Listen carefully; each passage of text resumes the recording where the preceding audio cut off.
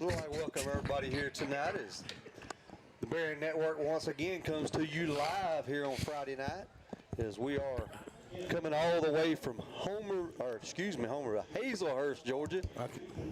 Yeah, you can't hear me, Danny boy? I can't hear you real good. There you go. There's something wiggled. Something wiggled there? Yeah. It must be something with them posts right there. Yeah, gotcha. But anyway, as we come to you live from over here in Hazelhurst, Georgia, as Berrien County has come all the way over here to face a region challenge here, as we will play the Jeff Davis Yellow Jackets. We're going to take a quick break here as they're getting ready for invocation and the national anthem.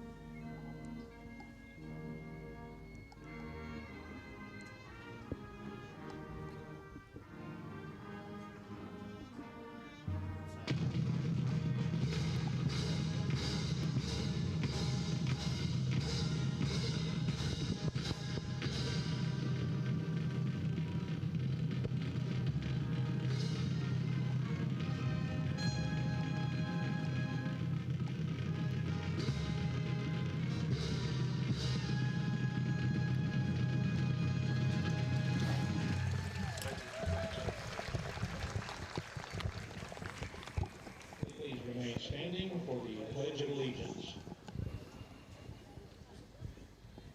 I pledge allegiance to the flag of the United States of America and to the republic for which it stands, one nation, under God, indivisible, with liberty and justice for all.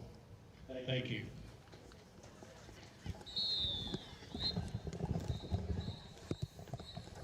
I know people are noticing a few things that looks a little different out here tonight. One of the things that we found out when we got over here tonight is homecoming over here at Jeff Davis tonight. But they are trying to do things a little bit different here. They will have all their homecoming festivities here before the game. So we will bring that to you live. You'll be able to see that as we do our pregame talk and everything else. And talking about pregame, let's make sure we introduce you to everybody that'll be here with us tonight. As always, Danny Roberts here beside me on my left. Evan Sumner down here on his left over there doing stats. And, of course, always every week, Logan Sumner on the sidelines getting us all the nitty-gritty down there. Logan, we're talking about you. Let's make sure we go to you here. And let's hear a little bit about Jeff Davis. Well, it's a very little bit, mostly because they haven't changed too much. Jeff Davis is head coach. Lance Helton, he's been the head coach here since 2017. They are 57-36 under him. They're 4-1 this year, and they've made the playoffs 6 out of the last 8 years. So a pretty good run here under Coach Helton. Berrien is 8-8 all time against Jeff Davis. Last time we played Jeff Davis was 2024. We lost 34-6. The average score of this matchup, though, is 18.1875 for Berrien to 21.9375 for Jeff Davis. So it's normally a pretty close matchup. The last time we beat Jeff Davis was 2022. We won 42-24. That's all you got over there, Logan? That's all I got. I didn't watch any film, mostly because it was hard to find. The one game they had that I could find easily was against Clinch. It was a scrimmage, which was probably useless. Plus, I'd have to watch the triple option, and I just really don't want to. So, I've got better things to do in my life. Well, I do know, they've played a tough schedule already this year. They are 4-1 coming into the year. They're 1-1 in region, as I've talked to some people up here. Well, that one loss is Thomasville. So. Yeah, that one loss to Thomasville. They played Brantley and Thomasville so far this year, which is kind of hard to judge on those two teams right there. The quality of the game we're going to see here tonight. Well, and from my looking at their schedule, the rest of their games also were not fantastic football teams, but that doesn't mean that they're a bad football team. They're still a pretty good football team. They put up 21 against Thomasville last week. So, so I think we're in for quite a treat tonight over here, you know, in Hazelhurst tonight. You know, while we're sitting here talking about it, Danny, you know, give us your take on this game tonight. Well, I mean, like I said, Scotty, I don't really know a whole lot about Jeff Davis. And just like you said, you know, playing Thomasville and playing Brantley, you know, Brantley being kind of down and Thomasville always been the Thomasville they are. Who knows? Did they take everybody out, you know, and let the scrubs play, you know, is why they got 21 points, or did they earn them? We don't know. So I think this is going to be a good matchup for us, and I guess we're just going to have to wait and see. Yeah. So, you know, we really don't know. You know, we got a good feel on this game right here. You know, you know, after last week's game, Danny, you really think about it, and Evan, you can even, you know, get in on this too. Last week, after the 2 weeks off, and then coming back and playing Bacon County last week, we just didn't perform to, you know, the level we had already seen this year. Evan, I mean, recently here, you're the most recent one to have actually played. Really, you know, see if you can get a real-time thought in here on being off for 2 weeks and then turning back into region play. Well, first off, I have to be the person that stands up for half of the side of the ball. Your defense probably played the best game they played all year long. So it wasn't that the team was operating, and I'm not trying to put blame anywhere, but it's not like the team operated that bad. I mean, you gave up, what, 3 points in the second half? Yes. It's just unfortunately you couldn't finish the drive. You were moving the ball, just couldn't finish it. Now, as far as 2 weeks off, I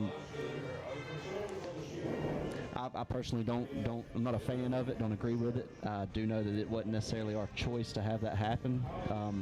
Coming back to play after 1 week off, hard enough as it is, depending on who you're playing. I want to say that we always used to have the week off before at Fitzgerald or something like that. Yeah. So that was always tough because it was a strong team that was in their groove, and you were trying to come back and mess something up. I couldn't imagine having 2 weeks off. Yeah. Just bear with him, Danny. Bear with him. Okay. So, bear with who? My earpiece is going in and out. I can't hear. But I say Danny can't talk too much up here tonight. I mean, I brought gifts up here, and he immediately threw it out the window. Threw him out the window. I mean, what in the heck? It was accidental. I'm you sorry. might as well throw the other half out the window so at least the fans can use both of them. I'm heavily medicated, been sick for a little bit, so if y'all can't hear me tonight, I'm sorry. Well, let's make sure we're right quick while we have a moment. Let's make sure we mention our sponsor tonight, Magnolia House of Furniture, Rodney Nix and the Nix family. You know, always involved in Berrien County sports. Mr. E. Nix has always been, you know, one of the big coaches and all with the band and the, help me out here, Evan.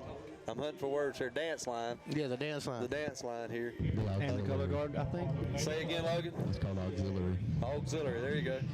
But she's always been, you know, in with that big and everything else, and they've always supported the Berrien County sports from the rec department all the way up to the high school level. So we do appreciate it, and we thank y'all for sponsoring us tonight. Make sure they have 2 locations, one in Nashville, one in Valdosta.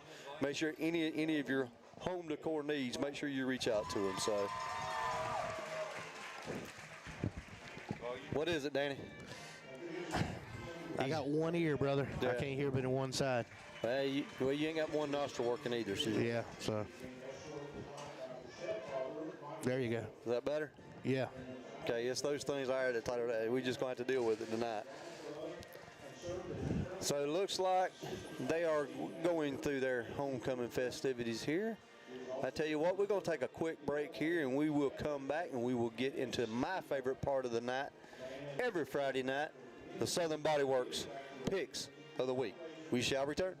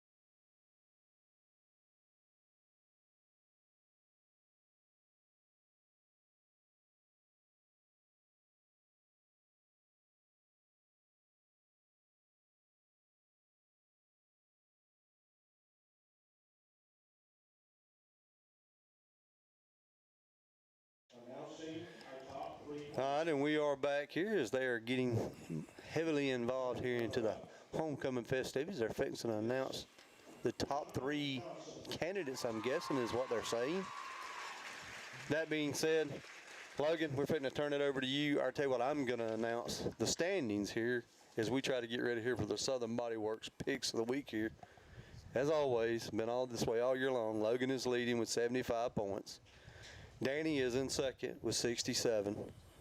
And me and Evan are tied for third with 64 points. So, Stop trying to make it sound better. You're tied for last. no, it's tied for third. No, it's tied for last. It's trying to see who is the worst of me and you. All right. That being said, Logan, I tell you what, take it away over there. All right, guys. So something I've been waiting for all week. I have been accused of picking games about teams that nobody knows anything about. So You would never do that. So I did just that. We are going to be picking the Idaho Class A 8-man football team with one single game from their highest classification, along with NCAA Division III games. Also, everybody, I did not give them these games. They have no clue what's on this sheet. I can't believe he's going to do this to us. So I have done that to her. Do we get to pick the games on the sheet, though?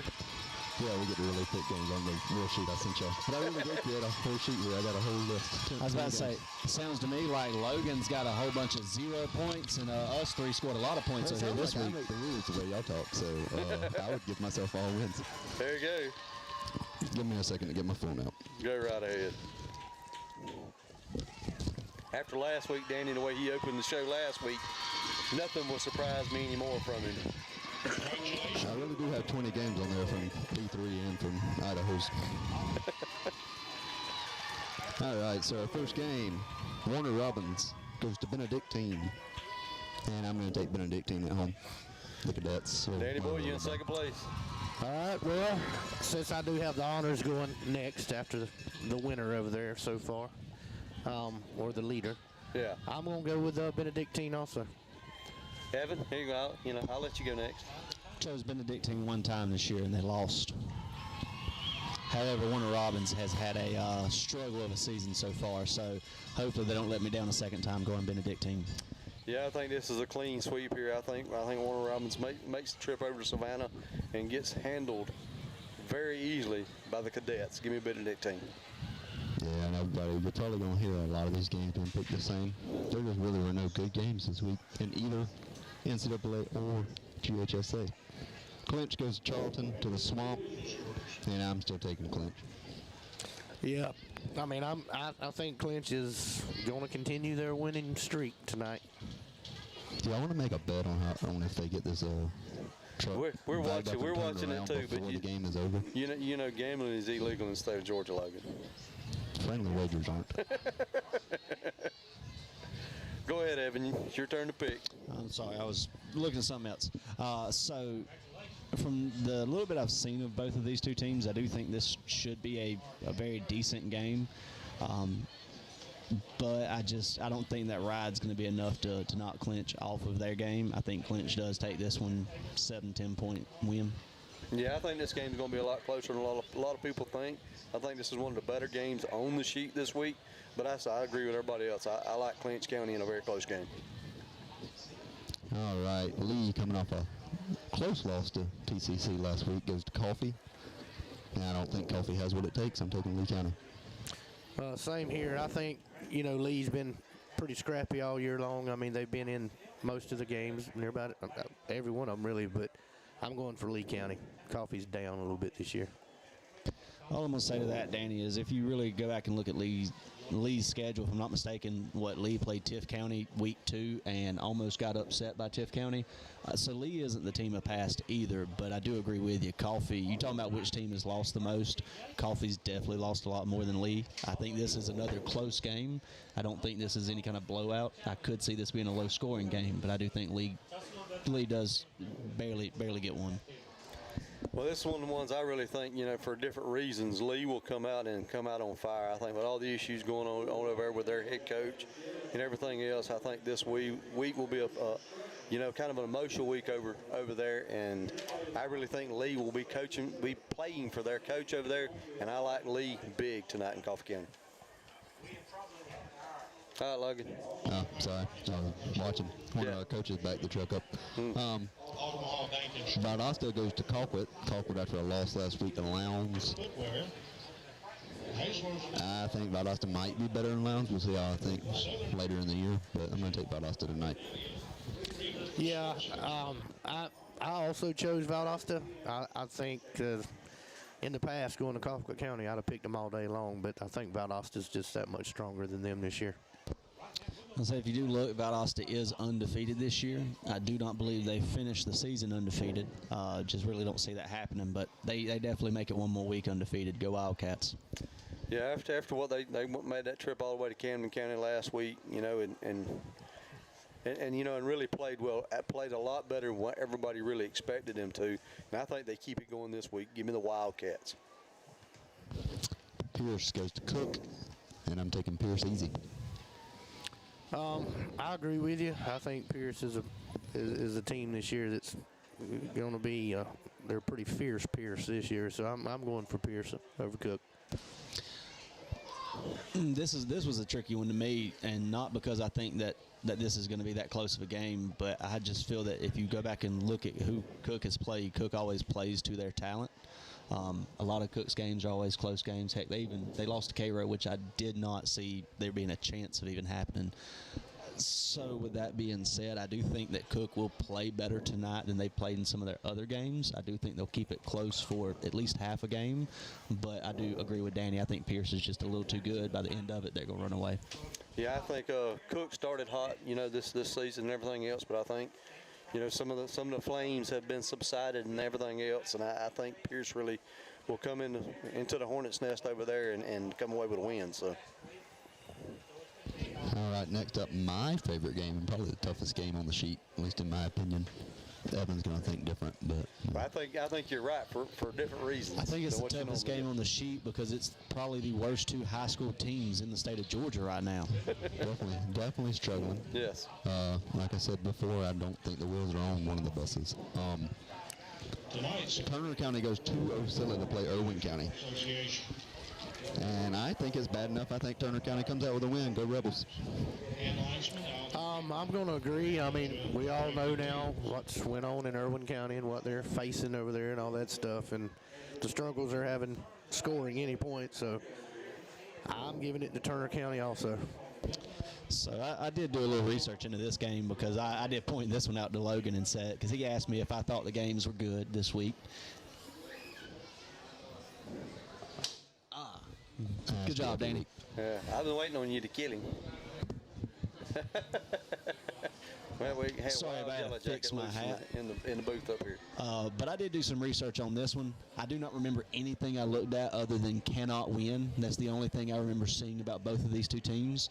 So I can't tell you what made me choose Irwin County, but for some reason at about 3:30 this afternoon, I thought Irwin County was going to win this game.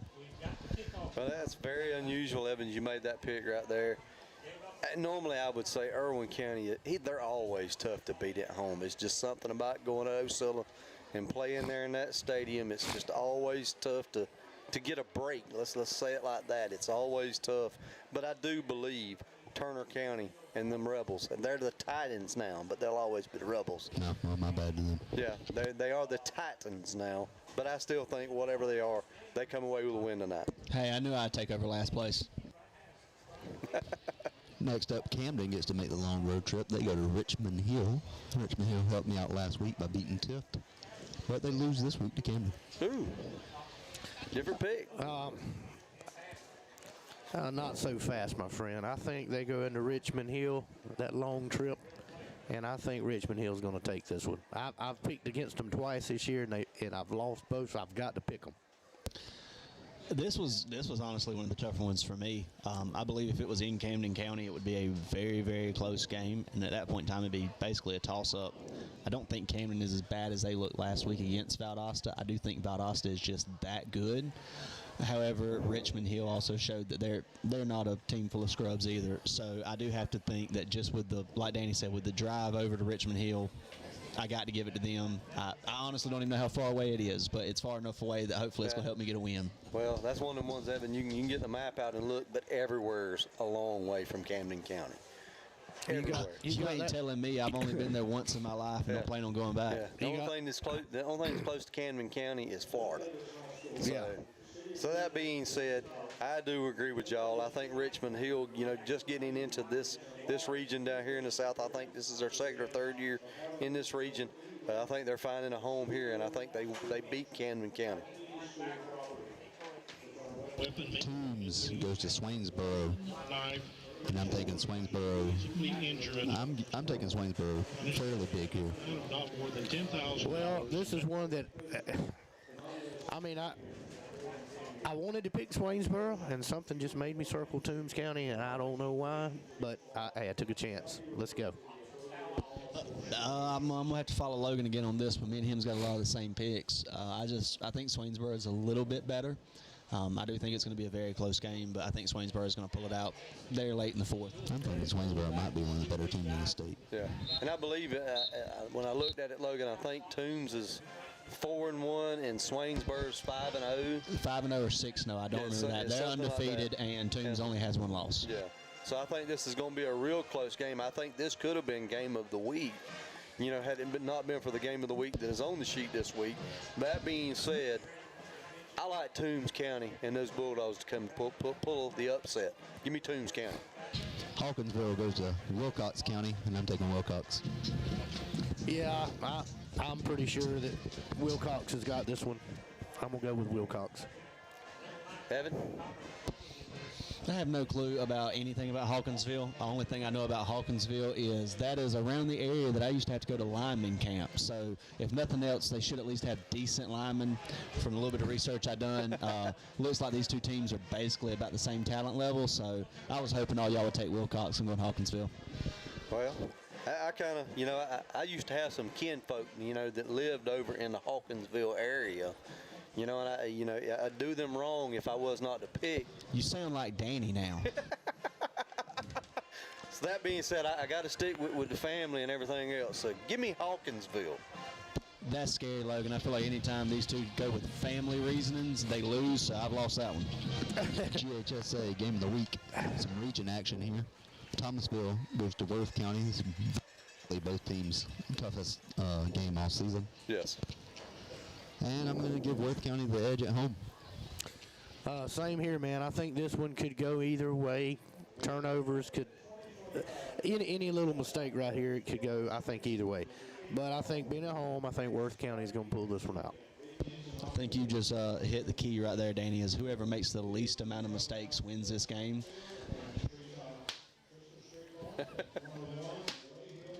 We're giving the Yellow Jacket a hard time up here. He ain't biting me, I can tell you that. He keeps moving, he's going to keep getting hit. But I do think that Worth County's quarterback is that good. I think he's going to be the difference in this game. I believe if you give Worth a shot late in the game, they're going to score and they're going to win. So I got to give it to Worth at home. Yeah, I believe Worth is probably, in the top 3-4 teams in the state. But, is my guess. And so that being said, I can't back off of that. Give me Worth County at home. Kansas State goes to Baylor. I'm taking Baylor. Same here. I'm going with the Bears. Also going Baylor. Clean sweep. Give me the Bears. I do retract my statement. Yeah, I do retract my statement I made week 1 that Baylor is not good because they have made me look terrible with that statement. Wake Forest goes to Virginia Tech. I didn't know, so I went with what ESPN said and took Virginia Tech. From what the games I've seen, I think Virginia Tech's going to take it, especially at home. They're the better team. I do believe they are the better team. However, Wake Forest shows up and they get me an upset and help pull me back in the running. So Wake Forest. Also, Logan, as the captains walk by, you mind letting us know who the captains are for tonight? They are lined up at the pylon down there at the end zone. I'll try to remember. All right. When they get closer. Evan, you might pick up a point here because I'm going Virginia Tech too. So.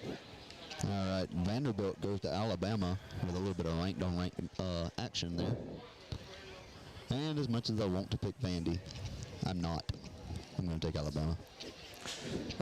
Same here. I mean, like I said, Alabama beat my Dogs last week, and it was, you can throw it up and cry and whine all you want to do, but that quarterback looked really good to me. I mean, Simpson I think he's coming to his own, and I think if they were at Vanderbilt, it's going to be close. But I think being in Alabama, I think they're going to get them pretty good. My only question is, and I figured Logan may be the only person to know this. When's the last time that Vanderbilt started 6-0? Oh, it's had to be I for don't know if years. that's ever happened. That's or has it ever happened? I don't think it's ever happened. I hope they keep making history. I hope they end up 7-0 after this week. However, when betting on something, when making friendly wagers, as Logan calls it, I'm not taking Vanderbilt to beat Alabama, so I will go Crimson Tide and just hope I lose this one. I am going to need a little help here. Our captains are number 1, Trisha McQueen, number 11, Miguel Gu, number 78. I believe that's Wayne Daly, ain't it? That's C.J. Smith. C.J. Smith. And number 61. Brian Merritt. Captains for tonight. That is your captains for Berrien County tonight. All right, let's see. Evan, did you make your pick? Yes, I did say Alabama. Not so fast, my friends. They pulled the upset last year. They're going to Tuscaloosa this year and doing it again. Give me Vandy in the biggest upset of the year. Boy, I hope you're right, and I hope they take their goalpost too. Well, Virginia goes to Louisville, and I'm taking the Cavaliers in an upset. I don't really think it's an upset. I think Virginia's a better team to me. They might say they're not picked to win, but I think Virginia's pretty I good. actually have no clue who's favored. I don't know who's favored, but I can tell you Virginia's higher in the rankings in the ACC. I do know that. So did you make your pick, Danny? Yeah, Virginia. Okay. I'm also going Virginia. Yeah, and I after seeing the way they played against FSU, give me Virginia. And part of the Pac-2 plays, Oregon State goes to Appalachian State. And I'm going to take the Beavers. I'm going to take Appalachian State at home. They just always seem to me like they upset people a lot. And there comes your Rebels. Well, Danny, I'm going to tell you, from looking at the stats I looked at, I do think the Beavers finally get a win this week. However, I cannot, with Coach Pilcher being one of my high school football coaches, I cannot make myself go against App State. So go App State. Toss and elected to receive. Yeah, so Berrien County had the ball first. I'm kind of like y'all. I looked at some of the stats and stuff like that, and Oregon State's just not had a good year. Give me App State. All right. Miami of Ohio goes to Northern Illinois. I'm taking Miami. Danny? I'm taking Northern Illinois. I'm following Danny. Give me Northern Illinois. And I'm following Logan. Give me Miami of Ohio. And I'm taking Troy. Sorry, Dad. No, you're fine. Go ahead. Logan's trying to get through it, guys. Well, I just can't hear him, so if he says anything, you gotta let me know. He said Troy. Okay. Danny? Troy. I will also go Troy. And a clean sweep, I got Troy too. Florida Atlantic goes to Rice. I'm taking Rice. I'm taking Florida Atlantic. Give me Rice. I like brown rice, so give me rice. Duke, in a classic ACC game, goes all the way over to the west coast of Cal, to the Pacific coast, that is. And yeah, I'm taking Duke this week. I'm taking Cal. I picked Cal once, and they've only lost one game. And the week I picked them, and I talked bad about Duke last week, but I refused to go with Cal, so go Duke. Scotty, And I will go Blue Devils also. Scotty, I got a slight problem, maybe. What you got? I have no clue which team I circled on my sheet, but I see which team I highlighted, and I'm Okay. afraid they may be different. Okay. I highlighted Florida State to beat Miami at home. We will look at your sheet and see what you circled. All right, Danny boy, hurry up. I already said it. All right, Danny said taking Miami. I'm Evan, also going Miami. and I'm going Miami also. So perfect timing there is there's almost fixing to put 12 minutes on the clock here to open this second region game for Berrien County here. As Berrien County will receive. Back deep for Berrien County looks like Cole Stone, and I believe that's Champ Turner. It's a high kick. Looks like it's fair caught right about the 27, 28-yard line. That is Christian Rodriguez with the fair catch. So we will see the Berrien County offense take the field here. We expect to see Cash Perkins and Gene Watson in the backfield here. And getting back to that 2 weeks off, Scotty, I just want to put my 2 cents in. I know we can't pick it. I'm telling you, we're not the one choosing it. But I hope that don't happen again. I just don't like that. We'll touch on that after this first play here, Danny, No, because some of Danny. the conversations we've had. I say you just make every other team in 1A do that and let them realize how bad of an idea that is. Yeah. So here we go, 3 wide receivers coming out, snap. Perkins rolling left, trying to get outside, throws it, completed pass, nice catch. He's on his feet. That is Cold Stone. Is it Cole Stone? Cole Nice Stone. catch there by Cole Stone. Hey, way to keep his legs moving, guys. He was hit, but he kept his feet going. So he gets out all the way to the 43-yard line. First down, Berrien County on the first play from scrimmage. As Berrien County is going quick here as they get up to the line of scrimmage. Snap, give to Watson. They were keying on him right there, as everybody will be for the rest of the year. After the year he's been having. Cole Stone did have a 15-yard pass reception, and that was a loss of 1 yard. Yeah. Loss of 1 now. It's going to be 2nd and 11. And Danny, let's see here if they slow down. If they slow down, we'll talk about it here. They're going fast, so let's stay with them here. Same formation. Snap, give to Stone, trying to get outside to the left. Gets around the corner, but gets out of bounds. Pretty good pickup right there. What to get there, Evan? Oh, first off, did he hand that to him or did he toss it to him? No, that was a So it's pass. jet sweep? That was a pass. Okay. That was a pass. So it give me a gets second, up I'll to tell you. the 49. It's going to be Gain of 3rd and 7. about 4. Gain of So gain 7. of 7. But Danny, as you alluded to, the 2 weeks off and stuff like that, as we talked about it on the ride over here, Logan made a good point. With the season, as always, you have basically 2 years of it. And we get them jumped off sides. Well, I know GHSA is going to have to do the recount again this year because it only runs for 2 years. Right. You always have a home and away most of the time with everybody. You know, that's just the way it all sets up, which all kind of made us fall into that 2 weeks off for actually 2 years in a row. But I do agree with Evan. I hope somebody else gets a taste of this and really. My question I asked on the way over here was, are we the only team in the state that had to do that this year? So here we go, 1st and 10. Snap, give to Watson, trying to get outside to the left side. Gets 3, maybe 4 yards as he falls forward to about the 42. I expect it to change because sometime this month, if I read correctly, GHSA is supposed to make some votes, and one of those votes is supposed to be on bringing 7A back. Yes, I've heard they are bringing 7A back. There won't be the double 1As. It'll just be single A to 7A. So and I have a feeling it'll pass. So they give him the 43 there.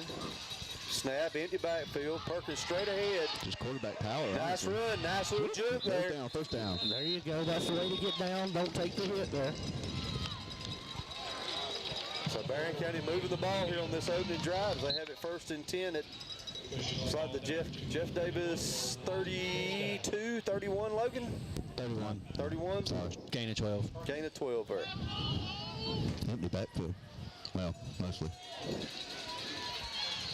3 wide receivers out now. Snap, give to Watson, trying to get out. The ball's Oh, out. the ball come out. And Jeff Davis recovers. Looks like he was maybe trying to swap hands or something, and the ball just squirted out. They definitely put a helmet on the ball. Say that again, Logan. I can't hear you. I said they definitely put a helmet on the ball. Okay.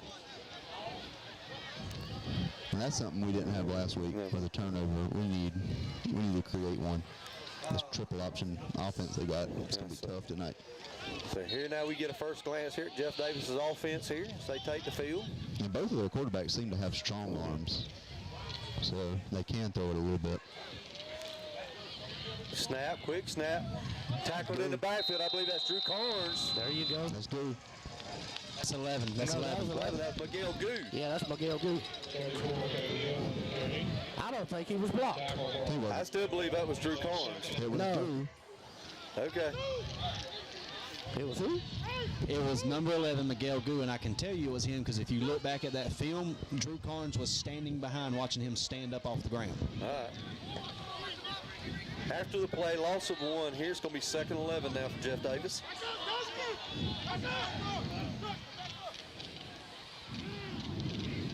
Snap. Pitch. Pitch to the left side, trying to get outside. Finds a hole. Gets the edge. Can we run him down? Nope. Cam Turner trying, and they do. We run him down. I believe he gets his feet tangled up. He does get inside the 10, I believe, at about the 9. Now they're spotting him down right at the 10-yard line. So big run there for Jeff Davis on the second play from scrimmage.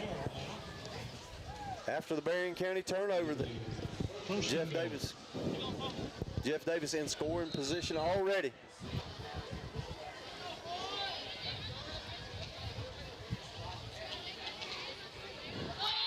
Taking their time, trying to get a play in here.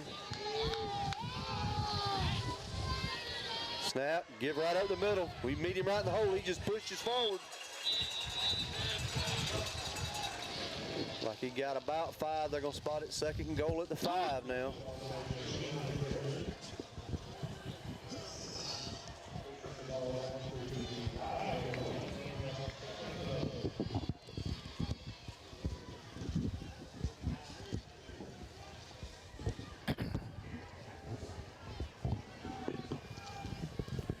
So here we go, second and goal. Under center, snap. Quarterback keeper trying to get outside. Pitches, ball's out. Oh, we almost got it, guys. Almost got the ball. Yeah, dangerous pitch right there to the short side of the field. They're giving him a yard on my side at least. Yeah, I believe you're right. So it's going to be third and goal from about the. Nope, they're putting it back at the 10. Back at the 5. So. Oh, excuse me. Yeah. So big third down here. And they're both of their kickers they had warming up had fantastic legs. Right, that's like you well within field goal range here. So. I mean, they were kicking like 40-yard field goals. Yes, they were booming it. So. I think they handed the big number 46, the fullback right here. Snap, you're right, Danny. Big 46 just fires forward. Yep, Touchdown.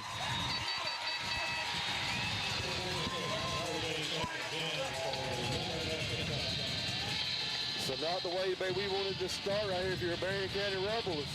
We get a turnover here after driving 40 or 50 yards down the field, get a turnover.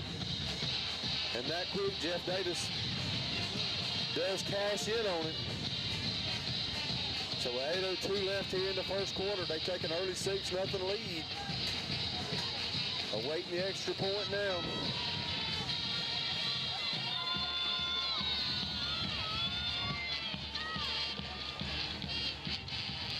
Snap, kick is up, and it is good. So, go ahead, Danny. I said, man, we had it going down there, driving the ball, had a little hiccup in the situation, but we can't do that. We have got to hold on to the ball against these guys. You know, we can't. We've got to. I guess one of the key plays of us is for us is to just. We've got to capitalize on everything, every chance we get. Yes, we do. We really do. And like I say, honestly, when that ball come out a while ago, we got to get a couple of them bounces to go our way tonight, Danny. I mean, if that would have been on the wide side of the field, we probably have that recovery, but it was on the short side, so. Never mind, Logan. Sorry, Logan, I was about to tell you, yell at the coach and tell him he only got 10. I think they figured it out.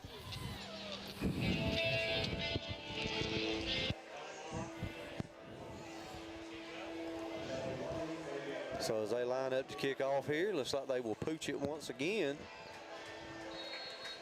And there looks like they're aiming at Darrell Mathis or Christian Rodriguez again. So high kick. And they blow the whistle, but I like the fact Christian's going to get the ball. And I'm guessing offsides on Jeff Davis. So back them up 5 here. Here's my question here. If you back them up 5, they'll see how far he can kick this one? No, I think that's their plan. I think they're planning to pooch it. He sure can kick it high, can't he? Yeah.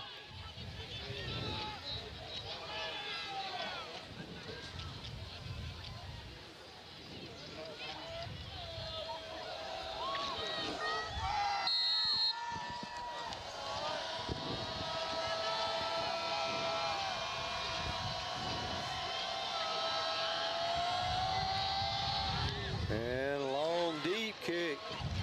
And it will go out of bounds. So, will we get it at the 40 now? Yeah, we threw in our ball, so we're just going to take it. Yeah. As, again, you have the choice. You can either back them up, make them re-kick, or you can take it. Well, normally it's at the 35. That's why I was saying the 40 this time Yeah, after the coach was 5-yard asking penalty. 42, so. Yeah. So Berrien County take over 1st and 10 at their own 40 here. Down 7-0. Berrien, 1st and 10. I personally would like to see a little gadget play or something, just a quick score right here. Get it, get the momentum going. So as we come back out here, it's 2 wide receivers set, both of them to the same side.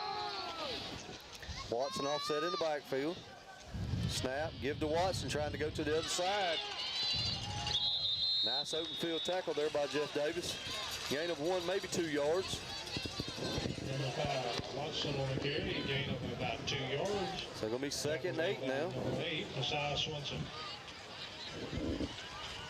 Ball spotted at the 42, brings up 2nd and 8. As they come back out now, 3 wide receivers set, looks like empty backfield. Here's somebody we hadn't seen in a while. As you see Caden Flanders back out there on the field, number 7. So the empty backfield, 4 wide receiver set. Snap, quick pass to Flanders outside. He's just powering forward. He gets maybe 2, maybe 3 yards. It's going to be 3rd and 5 now. Y'all agree with me that was backwards pass, correct? Oh, yeah. Yes. Spotted at the 45, brings So up big 3rd down here for Berrien. As Watson comes back in the game. 3 wide receivers to one side. Try to hard snap here and get him to jump.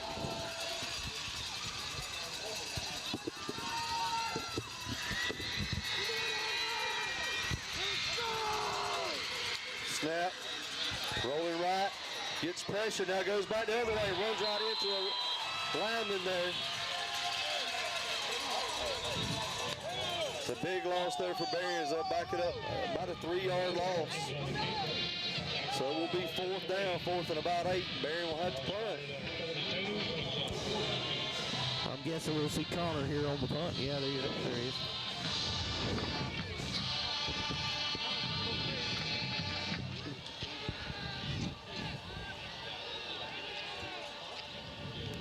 Snap is good. Kick is off. Nice high punt. A little short. Takes a Berrien County bounce though. Rolls. Looks like it'll roll dead at about the 33-yard line.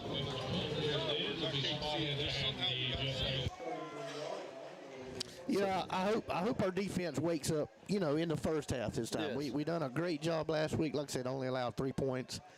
Was a little too late. Yes. But, we need to get a hold of this thing pretty quick.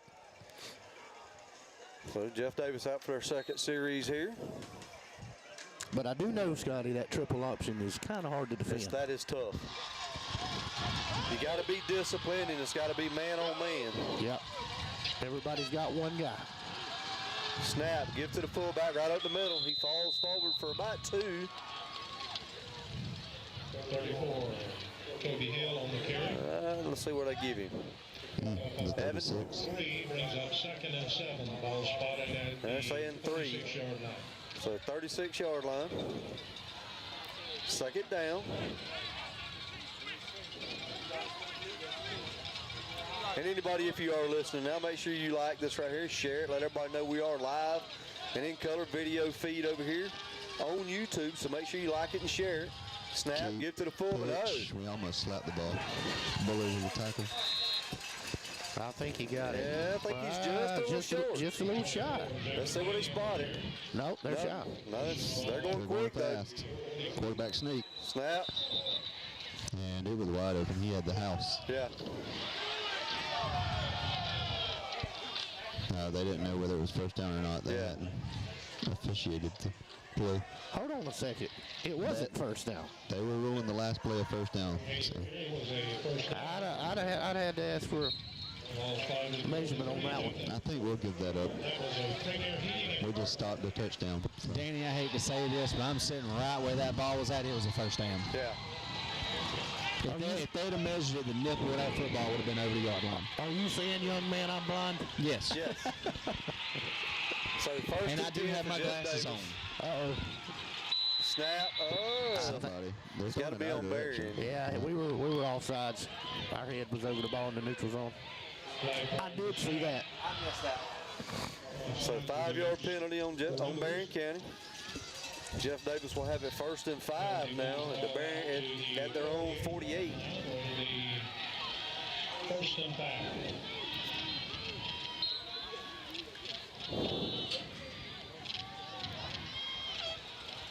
Their speaker is irritating me.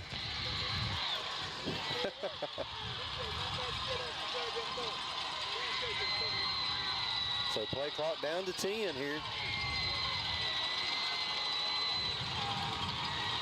Snap. Quarterback looking to pass. Got pressure on him. Oh, my God. Number 10 makes a great play. I don't know who that was. Somebody tried to cut him. I believe that was Trayshawn McQueen tried to cut him and get the pick. Man. 22 made the tackle. That's Champ Turner. Champ Turner. Trayshawn had the pick, and number 10 just cut back in front of him there, Danny.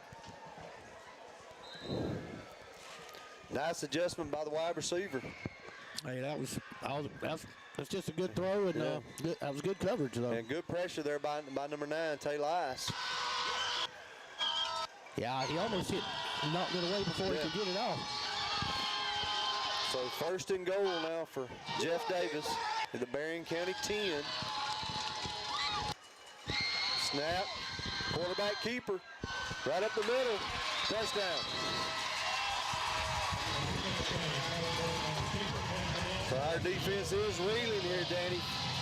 13 unanswered points here to start this game. After we come out moving the ball on our first drive. I mean, Scotty, football's a game of momentum. It is. And we go down there and score the first time like it looked like we were on the pace too. Yeah. Could be the difference. We just got to get a hold of ourselves right here. Create a good drive, go down there and at least score and get something going. We've got to get something going quick, though. The momentum is bad right now. So they're lining up here for the extra point. Snap, kick is up, and it is good. So with 3:27 left here in the first quarter, Jeff Davis takes a early 14-0 lead. We're going to take a quick break, and we will be back in just a moment.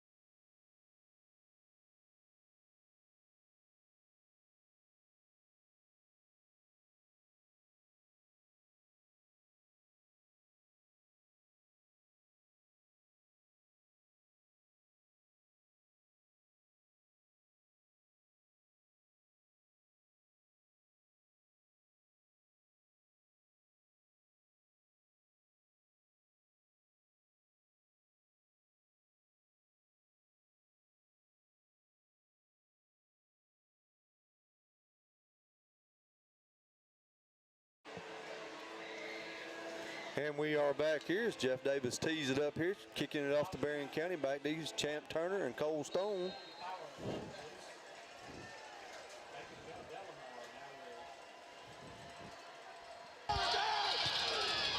High lazy kick going toward Christian Rodriguez, and it is fielded at about the 27-28 line.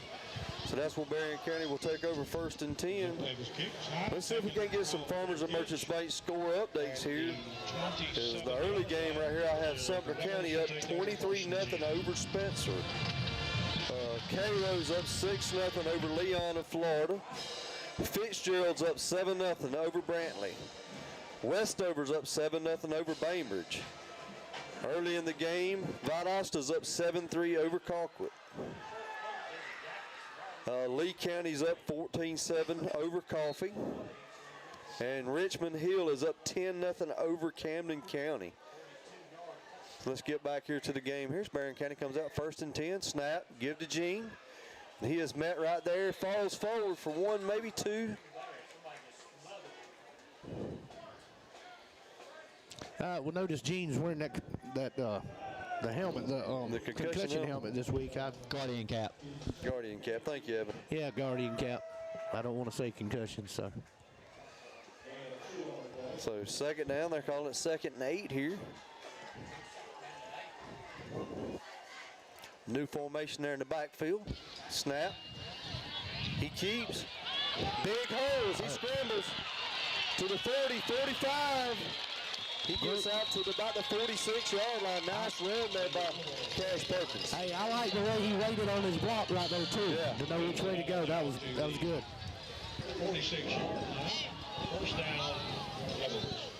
We needed that one right there. That We really did. big play right there. So, Evan, how long the run was that? 17. 17-yard run for Cash Perkins. 1st and 10, Berrien County. Empty backfield now. Perkins looking. Direct run for him as he will get out to almost midfield. It's like they're going to spot him about the 48. A little scary, though. I don't want him to be our leading rusher tonight. Yeah. I mean, if he is, that's good, but I don't like to see him tuck it and run it too many times. So gain of 2, going to be 2nd and 8 now. Let's go! Hard count here by Perkins. Hey, get a pancake, Jacob! Hey, Jacob! Let's go! Snap, give to Watson, trying to get outside to the left, turns it off. Almost tripped. I don't know that we'd have picked up too many more, but Yeah. He does get out across the 50 to the 49 here. Another big 3rd down here. I'm guessing 3rd and about 5, Evan. So 3rd and 5.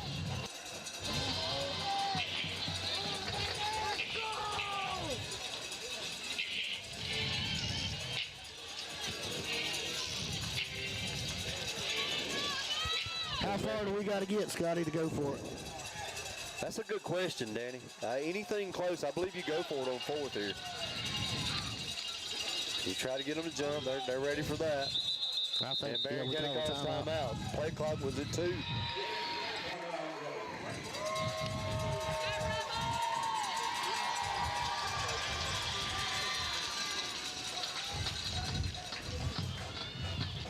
I tell you what, while we got a minute here, 58.6 seconds left here on the clock. Logan, let's go to you for a Magnolia Urgent Care and Wellness Center sideline update here. How's everything going on the sidelines? You got a bit, as far as the pulse on the team, what do you think? I mean, I'm trying to think of the right word. They're not down on themselves yet. They definitely are still in it. They know they're still in it. They know it just takes 1 or 2 big plays. But from what just paying attention, it seems like they feel like they're back a little bit here. So we're definitely looking to swing our way out of this thing. Yes, sir. That's what I like to hear. So as they break the huddle here, make sure we'll give a quick shout out to Osteen Chrysler Dodge Jeep Ram as they supplied us a vehicle and all to come over here tonight to help the Berrien Network out and get us over here. We want to thank y'all for that tonight. So big 3rd down, empty backfield. Quarterback draw again. Snap, looking, quick pass. And I believe he was down on the knee, right?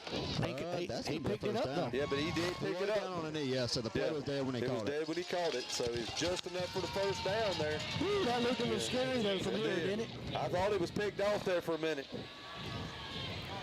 So 5-yard pass completion to Luke Lanier from Cash Perkins. Be 1st and 10 for Berrien. Snap, give to Watson.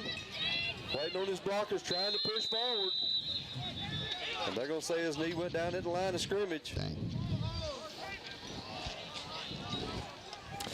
Yeah, they're definitely keying on the mean machine, Gene Watson. Yeah. No gain on the play.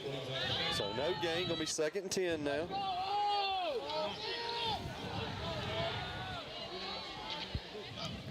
Snap, quick pass out here to Cole Stone. Man in his face, he breaks a tackle. broke the second tackle, honestly. Yeah, and he's not down He's still up. Yeah, that's a pretty good spot there. Because he did roll over. What, around third and short here. Where is he? He's a little further up than that. He's all the way at the 37. Yeah, third and 4. That spot's not, the stick is not where the spot is. I was looking. Guy was, and I was just guessing about third and 4. Yeah. So he needs to go one more. So they're standing at 37, even though the yard marker's got 38. That dude did stop exactly where that official on that sideline told him to stop. Yes. So you can't put it on the down marker, dude. No, I'm not. Because I don't know if they really said where their spot was. That official pointed at the one official standing at the 48-yard line and was like, look, he's got the ball, and he never had the ball. So they're spotting it at the 37-yard line.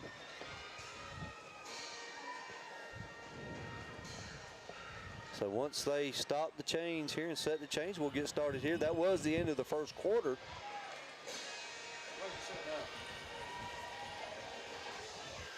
Oh, 3 yards to go. Yeah, so it's going to be 3rd and 3 here. Fourth. Nope, you're right. Third.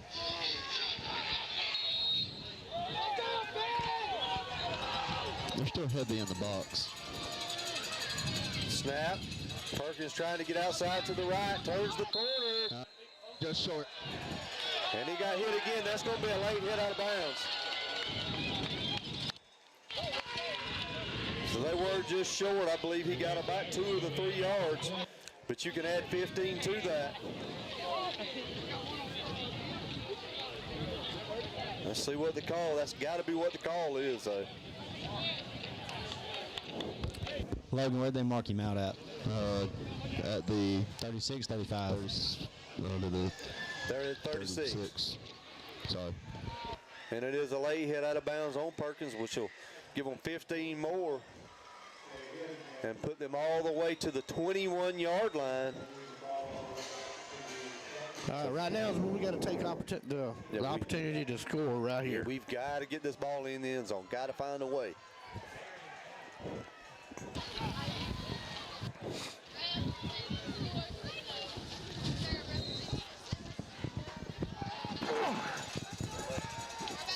So here they go, 1st and 10. Snap. Perkins fake, trying to get outside to the right, turns up. Look at the same play. Say that again, Logan. Look like the same play minus the lead blocker. So they're going to spot him back at the line of scrimmage for no gain. It'll be 2nd down.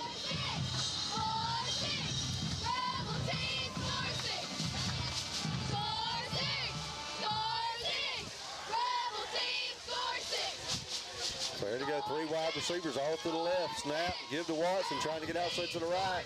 Turns up. And he is really losing his footing tonight, Danny. I've noticed 2 or 3 times. When he goes to cut, he's sliding down. So game of about 3. He's going to be 3rd and about 7 now.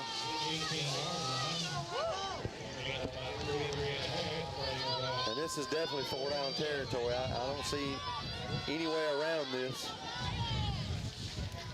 I would guess you're at the edge of Bullard's range here. It would basically be a 37, 38-yard field goal from right here. Snap, Perkins looking. No, pumped. Nobody open, he's still looking. Great protection. Yeah, he takes off and gets the 1st down. Fantastic protection there by the offensive line. Yeah, great blocking there by the offensive line. Great job there by Cash Perkins. Seeing nobody open. And he almost threw that ball. It was basically that little curl route again. I'm kind of glad he didn't, because I think with some offensive line, he jumped that route. Yeah, I think the offensive lineman would have been downfield if he threw it too. Because that took a long time. So 1st down, 1st and goal from right inside the 10-yard line. We have no receivers on the wide side of the field. Snap. Give to Watson, trying to turn it up. Breaks the tackle. Touchdown, baby. The machine. Touchdown, Rebels. Just what we needed. We need to get this extra point. Gene Watson with the 10-yard touchdown run. As Berrien County hustles out now for the extra point. 9-yard touchdown run. 9-yard, okay. As we are lining up for the swinging gate here. He can't make it one game without being wrong on that, Danny. Thank you. I knew I brought that for a reason. Thank you, sir. Matt, have another. I like that. As we line up for the extra point here. Bullard on. Lanier holding. Snap. Kick is up. And it is good. Oh, that was a much better kick. Yes, sir. A good-looking kick there. So with 10:13 left here before half, Berrien County cuts the lead in half. It is now 14-7. And let's see if we got any new scores here. Here you go for our Berrien Network game of the week. Worth County is up 7-0 on Thomasville. Sumter County still up 23-0 over Spencer. Let's see here. Do I have any new scores to report?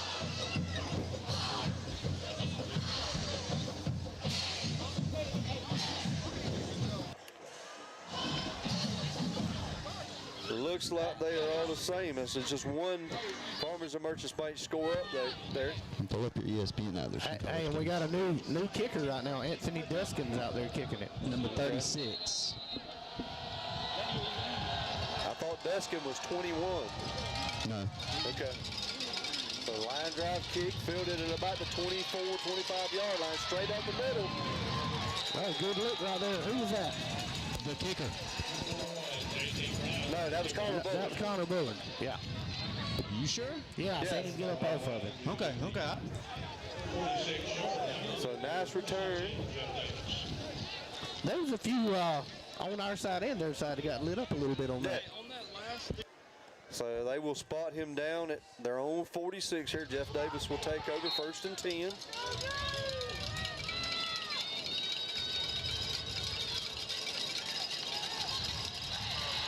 They get the play called in here. We need a turnover. Yeah, snap.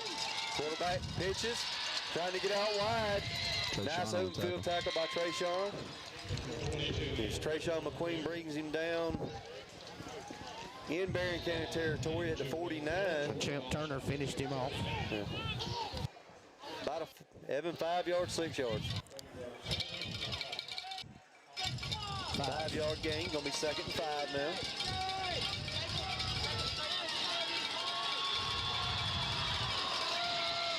They flip all their guys to the heavy side of the field here, wide side.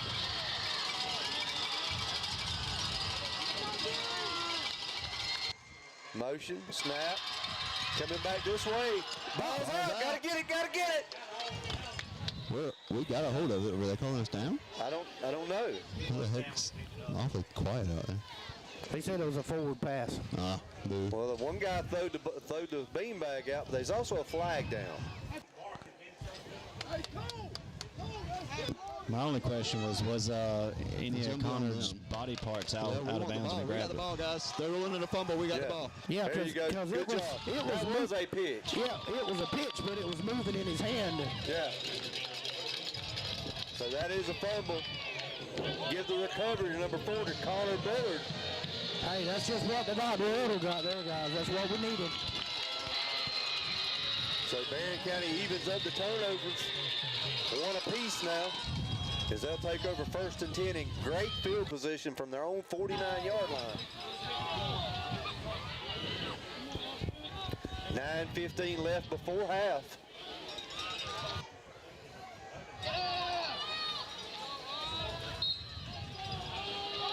As they come out, 2 wide receivers to the right. Snap, reverse, trying to get the ball to Cold Stone once again, turns up. Oh, no call. Yeah. They're going to go for illegal shift. Penalty on the far side as well. Yeah. They're going to say that shift was a problem, evidently, which makes no sense. Well, you also have a penalty on the 42 on this side. Are there 2 people? Yeah, there's 2 flags down on this side. I believe the 2 on this side is going to be a hold. They'll probably, I don't know. So a lot of stuff to figure out here. There definitely wasn't too many men in the backfield, but we only had 3 in. No, but Harmon moved back. Yeah, we actually jumped But I don't think they caught that. My only question is, If he's the only guy moving, he can do that. if I say as long as he's moving backwards. They're calling a false start. So back us up 5 there. I mean, it was close. I mean, Yeah. it looked like he was backing up a little bit to me, didn't it, to you? I thought he was. I mean, did 2 guys move at the same time? I mean, I didn't think so. My only question is, I mean, as a dumb question, him being a sniffer back / tight end, if he makes a backwards movement in a blocking fashion, is that considered a false start? I don't think so. I don't know. I mean, because it ain't like he just took a step back and got reset. It was almost like he went to step back to block. Yeah. That's something I can Before he think. could get reset too. So. Yeah. I mean, that was a design play right there. He was sitting back to block so he could get that reverse going. And that sucks too because we showed it. Yeah. So 1st and 15 now. Give to Watson, trying to find a hole here. Still going to be short of the original line of scrimmage. Yeah, so gain of 3. Going to be 2nd and 12 now. I'd like to see that little sniffer back out the backfield on this one right here. Jacob Laney on the stop. I think it's there. Push the ball out to And they're sending Champ back on the field. And now they're sending Harmon. 7. Pulling Champ back off. Nope, leaving Champ on. No, they pulled Taylor Ice off. Brings up 2nd and 12. Another Farmers and Merchants Bank score updates here is South Florida is all over Charlotte, 23-0. Not surprising. There's another college game. I'm right looking. now, too. I'm looking. Patience. As we come up here, 2nd down, snap. Nice move there by Perkins to get away from the first guy, but he didn't get away from the second one. You know, they blew that one up on us. Tackle for a loss. So big loss there. Gonna be 3rd and long now. 6, R.J. Salmon. Brings up 3rd and 15. Let's see here.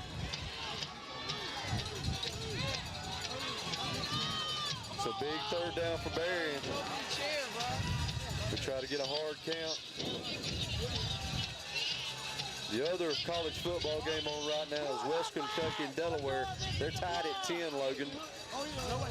So snap here, 3rd down long. Trying to go downfield. I think that was intercepted. I got an interception. That's it. Yep, that It is. It picked off. Intended for, I believe that was Jerry Brown. You know, guys, in a way, it's not a bad interception. It pins them back. Yeah, it does put them back.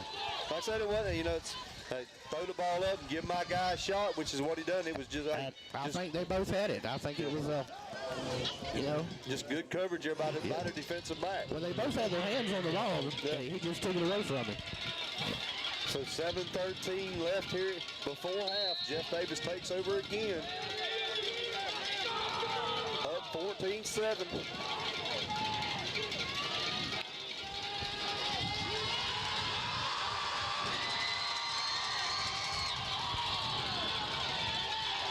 Snap, quarterback keeper. He's popped right in the back, but that's Luke Lanier. Luke Lanier.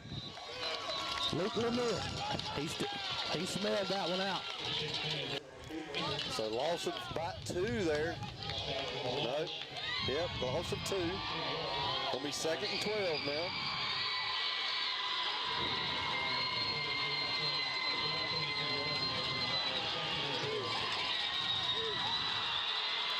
As you can hear our fans getting loud down there.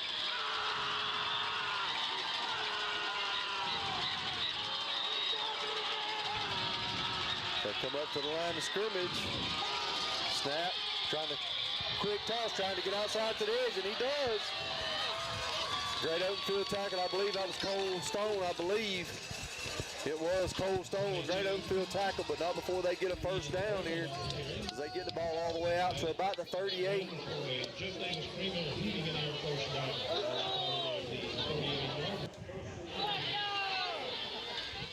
So 1st and 10, Jeff Davis. Let's go!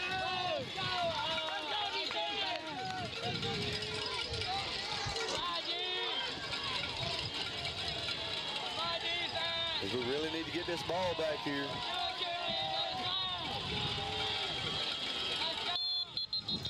And I I've got not enough men on the line of scrimmage, but that's just what I got. Yeah, they're saying Berrien County jumped off sides.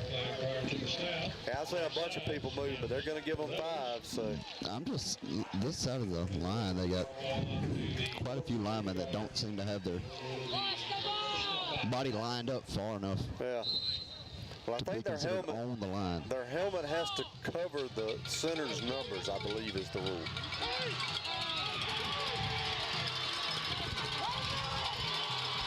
This play looks a lot better than the last one. Yeah. So snap, hand off to the tailback. He just powers off the left side. Still cold with the tackle.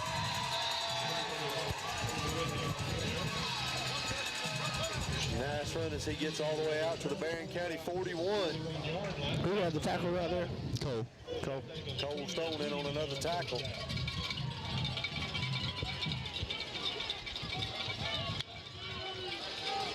Snap, quarterback keeper. As Lanier almost had that ball.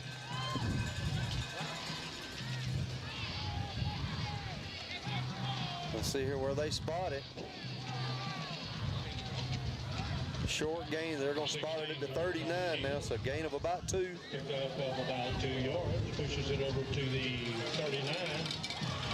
Brings on 2nd and 8. It looks like Luke Lanier is having a long conversation there with some of them offensive linemen.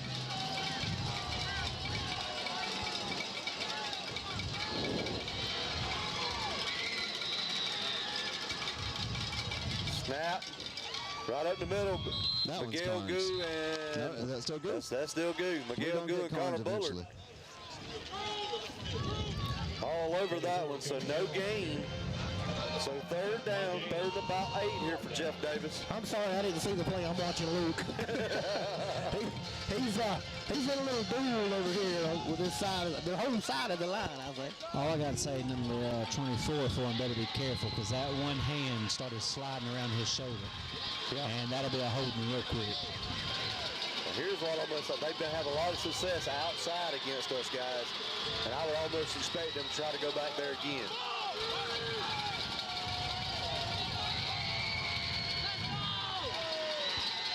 Snap, pitch, trying to get outside, cuts up, and we hit him right about the 30. I believe it's enough for the 1st down. He's going to get across the 30 to the 29. So 1st down. Well, that run was for another. They're heating it there for 1st down. Ball spotted there to the 29. Bobby Swanee. So 1st down, Jeff Davis at the Berrien County 29. 3:36 and counting on the clock. Jeff Davis up 14-7.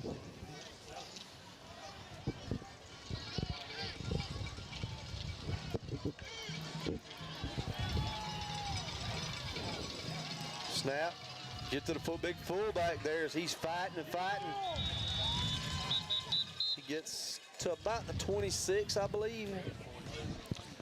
Scotty, I was looking at their depth chart and the weights and everything. 46 is big. They don't even have his weight listed. Everybody's put him listed. He's a big old guy in that backfield. He is a handful. They're going to give him the 25, so it's going to be 2nd and 6 here. 2:50 and counting.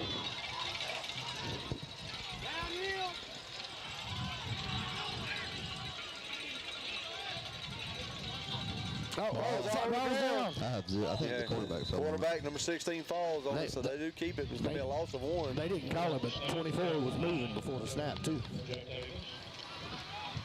One of them ones we just... And Jeff Davis will call a timeout here, so 2:27 left here before half. Jeff Davis up 14-7 on Berrien County. Let's see if we can get some more Farmers and Merchants score updates here. As here we go, hey, first score I see right here. I'm not going to say it's surprising, but it should be to us. Lee County 14, Coffee County 14. Close game over in Douglas. Pierce County is up 7-0 on Cook. This is going to be a surprising score. Fitzgerald 14. Brantley County 14. It is tied in Nahunter right now. I believe it. No, they were playing in Fitzgerald tonight. My bad. Yeah, we saw Brantley County headed that direction. So. Yeah. So Irwin County and Turner County are tied at 7. Houston County is all over Northside, 21-0. Richmond Hill is now up 17-0 on Camden. Well, they still got Worth County 7-0 over Thomasville. Let's see here. They got Westover up 7-0 over Bainbridge, and Valdosta still up 7-3 over Colquitt. That's your Farmers and Merchants Bank score updates here as Berrien County comes back out here. Or excuse me, Jeff Davis comes back out. Third down, third and about 6 from the Berrien County 25. Well, you know what they're doing. They're just going to try to outflank us again. Well, you would guess here they're going to try to outflank us to the wide side, which that's not the motion going. Quarterback keeper, number 20 is just all over him there. We're going to be about 3. Yeah, that's Zayden Seeley. About 2 yards short. So going to be 4th and about 2 here. They do have the leg here if they want to try this field goal.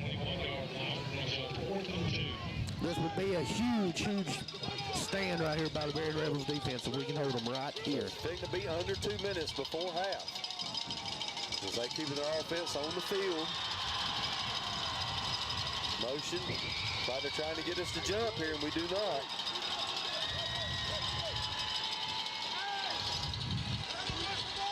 Seconds on the play clock. We're going to go quarterback sneak, I bet. Nope. Pitch trying to get outside. 24 turns it up. And goes in untouched. Touchdown. I believe Lou Lanier may be hurt. Yeah, it appears to be his ankle.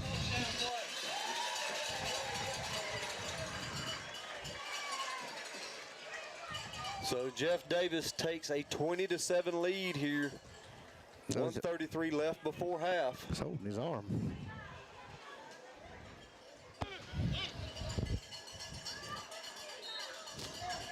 So they line up here for the extra point here.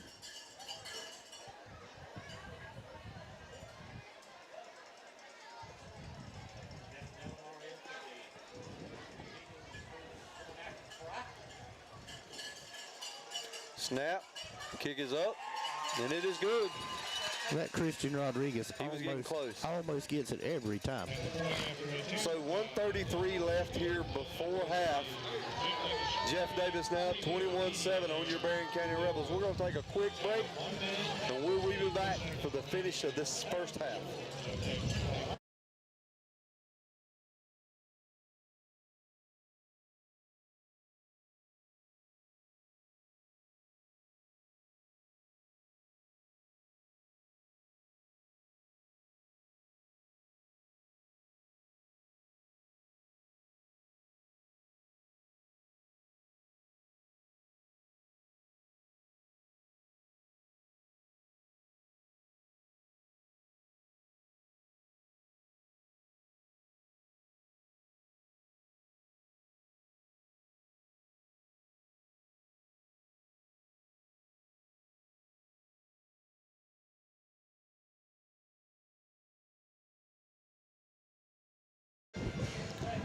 And we are back here as Jeff Davis comes out to kick off. 1:33 left before half. Jeff Davis up 21-7 on your Berrien County Rebels. You would almost expect them to pooch it once again right over to Christian Rodriguez. That's what they've been doing all night. There you go, high pooch kick. Rodriguez fair catches and catches it right about the 31, I believe. So 2 timeouts left, 1:33 on the clock here. Danny, what do you think? We got to put it up. We got to put it up. Let's see here. Jeff Davis will come out in the second half. They will get the ball first. So we really, I would really love for us to go down and score, Danny, but the one thing we can't let happen is they can't get the ball back again this half. I believe that's one of the biggest keys right here. So as they come out, 2 wide receivers to the left.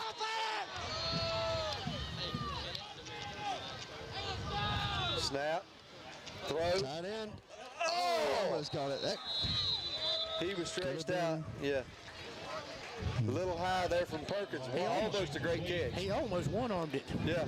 Second down.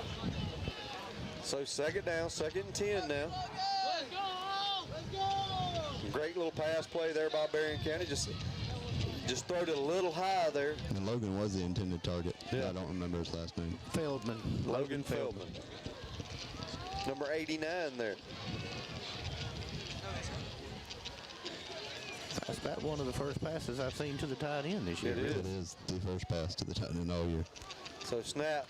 Give to Watson, trying to get outside here. Makes a move, cuts back in. We got a battle on the edge over there. Yeah. So they'll spot him at about the 35-yard line. So give him 4. It's going to be 3rd and about 6 here. The clock is still running, fitting to be under a minute here.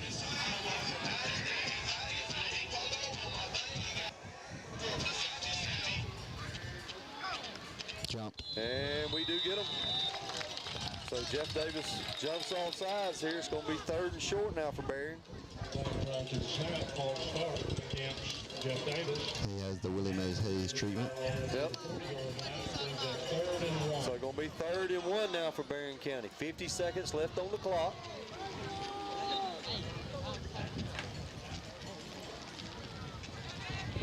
As Berrien County waits to play.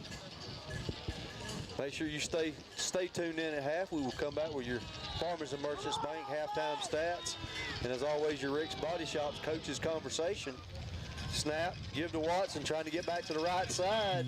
Falls forward. I believe he's got enough for the first down. Yeah, he got it. Where he's standing, it'd be a first down.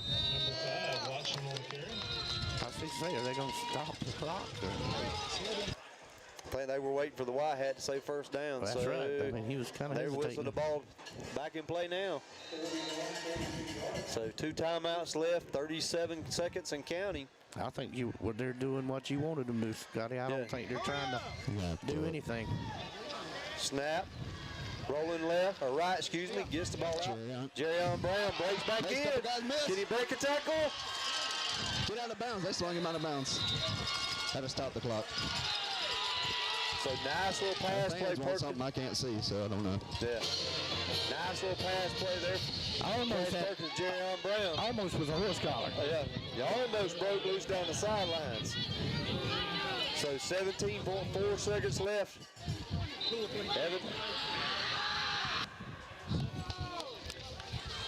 How many we got there? 26. 26-yard pass play. Perkins to Brown. Berrien County has the ball now at the Jeff Davis, looks like 33-yard line. Snap. Gonna be a go route here for Browns. He caught it. He stepped out. He did catch it.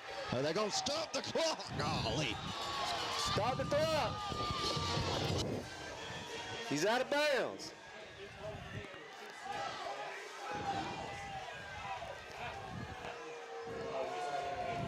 And I do agree. I see the coaches over here on this sidelines. He kind of did push off. I will give him that. Because they're spotting the ball. Back. No, they did put 10 seconds. Yeah, they did. I seen the white hat talking. So it's about the 11. It's at the 11-yard line. Yeah, we got by with one right there, Scotty. 10 seconds left on the clock here. Berrien County in good position here. 2 timeouts. Got to take a shot at the end zone here, you would guess. They can run the ball, but if you don't got it, you got to go down. Jeff Davis is going to call their second timeout. We got 2, so, you know. Let's see if we can get something. Let's see if we can get some more score updates here. Farmers and Merchants score updates. Lee County is now up 21-14 over Coffee. Thomas County Central is up 20-0 over Veterans.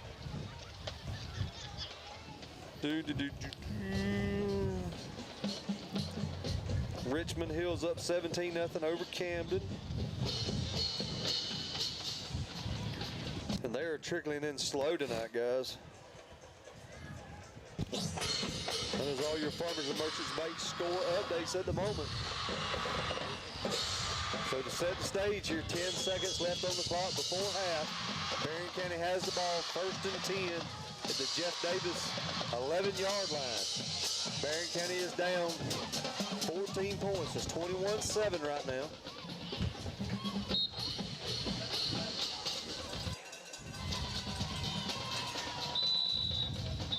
I thought they was going to call their last timeout. So Jeff Davis burns both their timeouts here. I know in the NFL you can't do that.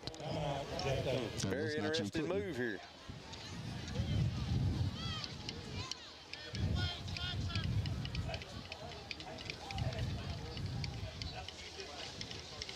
If y'all can't tell, my mic is super hot. Yeah, we can tell. Not that Y'all have control of it. Yeah, I know. well, not that it matters either. And I think it's partly our center moved the ball forward. But did anybody else notice the official that just pushed the ball back a solid half yard with his feet? Spot at 11. With his feet. Yeah, I'm telling you, Logan, you probably didn't say this. I think it's because our center moved the ball forward, but he walked up there and pushed that ball back. Well, it's still at the 11 either way, so.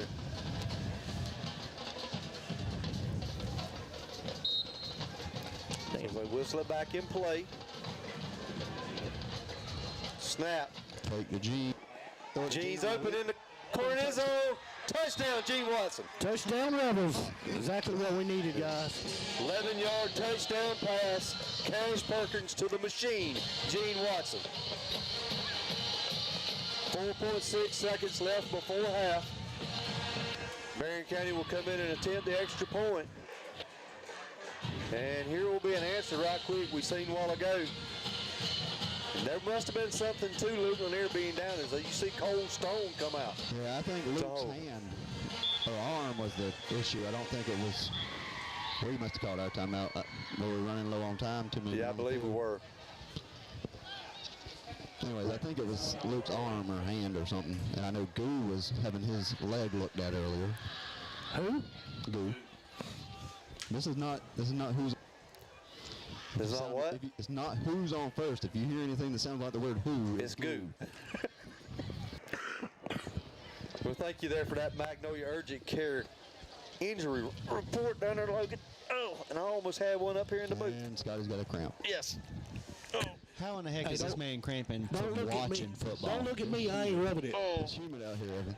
Oh. Y'all must have the heat on in there. It ain't humid up here, my friend. I'm cold, and I'm the last one to get cold in the press box. I think the temperature's supposed to be like 70 degrees on the sidelines tonight. So, feels nice. Oh, that hurt.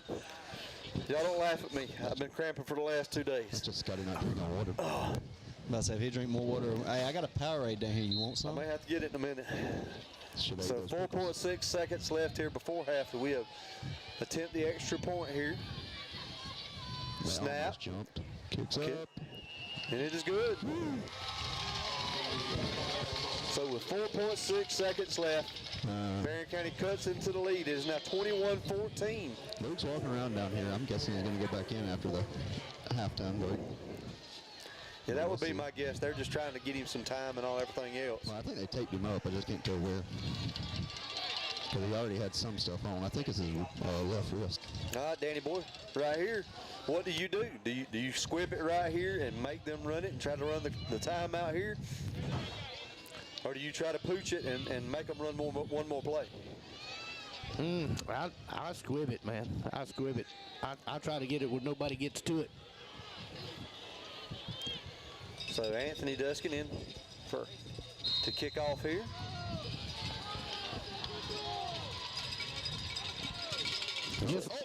And ball's out. We got a shot. We fell on it.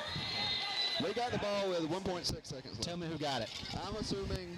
Let's see who comes up with it. I'm assuming we're going to Champ take a lead. Turner. Champ Turner. I'm hoping we take a shot. Yeah, I believe we do, Logan. Here with 1.6 seconds left, one timeout. Timeout ain't gonna do us any good, but I believe Perkins can reach the end zone from here.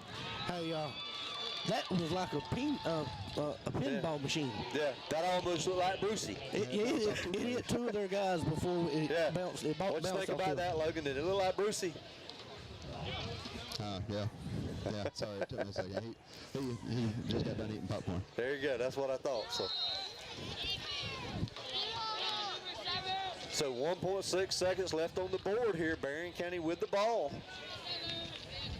Now let's see here what they come out with. Well, we're not in victory formation, so I'm. So they come out. Yes. Tay Lice, Connor Bullard, and Cole Stone to this side. Jerryon Brown, single coverage to the other side. They might have one guy that's short going to help out. They're sending the blitz. Yeah, snap. And false It's going to have start. to be false start since they didn't let us finish the play. I figured they had Connor out there. Don't matter. I figured they was coming over here for Connor to block. That's my guess, too. Here's my guess. Does he try to hit Tay down this sideline, or does he try to go back across the field to Jerryon? The shorter If they run the same play, they're running a screen. Yeah. But you're going to have My only question three is, safeties deep. yeah, Jerryon's double covered. yeah. I mean, I don't do the same play. I mean, they could jump that real easy. Two safeties deep. One guy's got a man. Snap. Give to Watson off the right side. He's got some room. He's fighting. Evan, I've got him down at the 40.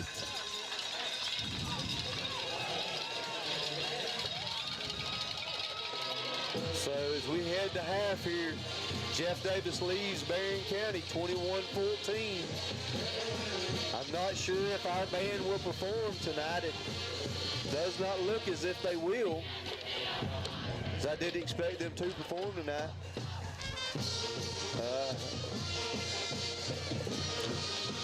Danny, what do you think? I just wonder why on my teams makes my heart do this stuff. But we're going to step away right quick. Logan, if you want to keep the mic live, you can. But I tell you what, no, if we're not going to perform over. We're staying in the stands. Yeah, we're not performing. Okay. We're not dressed out at least. Yeah. I can leave it on and they can listen to Jeff Davis if they want. Sure. We'll leave it on. Leave the mic live, and we will listen to Jeff Davis, and we'll watch them perform here. We will be back here momentarily for your Farmers and Merchants Bank halftime stats, and as always, your Coach Rick's Body Shop Coaches Conversation. We will be back here for the beginning of the second half, though. We shall return.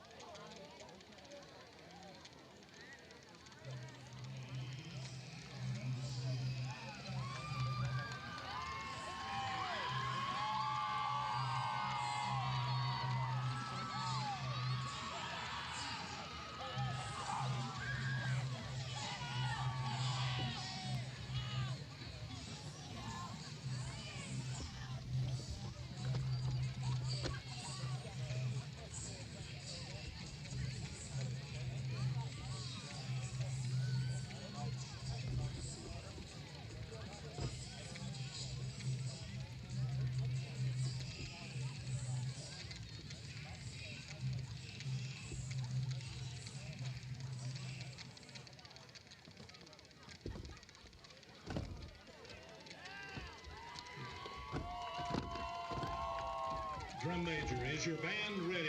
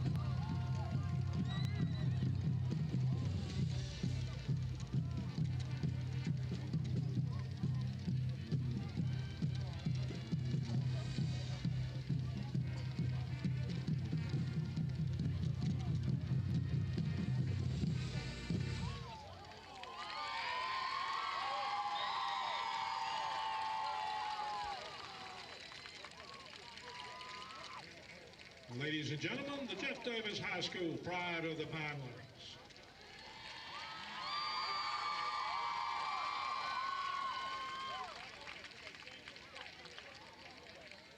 And now, entering the field, we are proud to welcome back our Yellow Jacket Band alumni. Tonight, we recognize all of our band alumni members who are performing with us. Your legacy has left a lasting impact on our current members of the Yellow Jacket Band, and we are honored to celebrate you. From the 1990s to 1993, the band was under the direction of Mr. Lee Grimes. From 93 to 2010, under the direction of Mr. Tom Brown. From 2010 to 2016, under the direction of Mr. John Hillsman. From 2016 to 2019, under the direction of Mr. Charles Westman. And from 2019 to 2024, under the direction of Mr. Nicholas Evstathiou. Ladies and gentlemen, please enjoy the Hay Song performed by the Jeff Davis High School of Band alumni and our current Yellow Jacket Band members.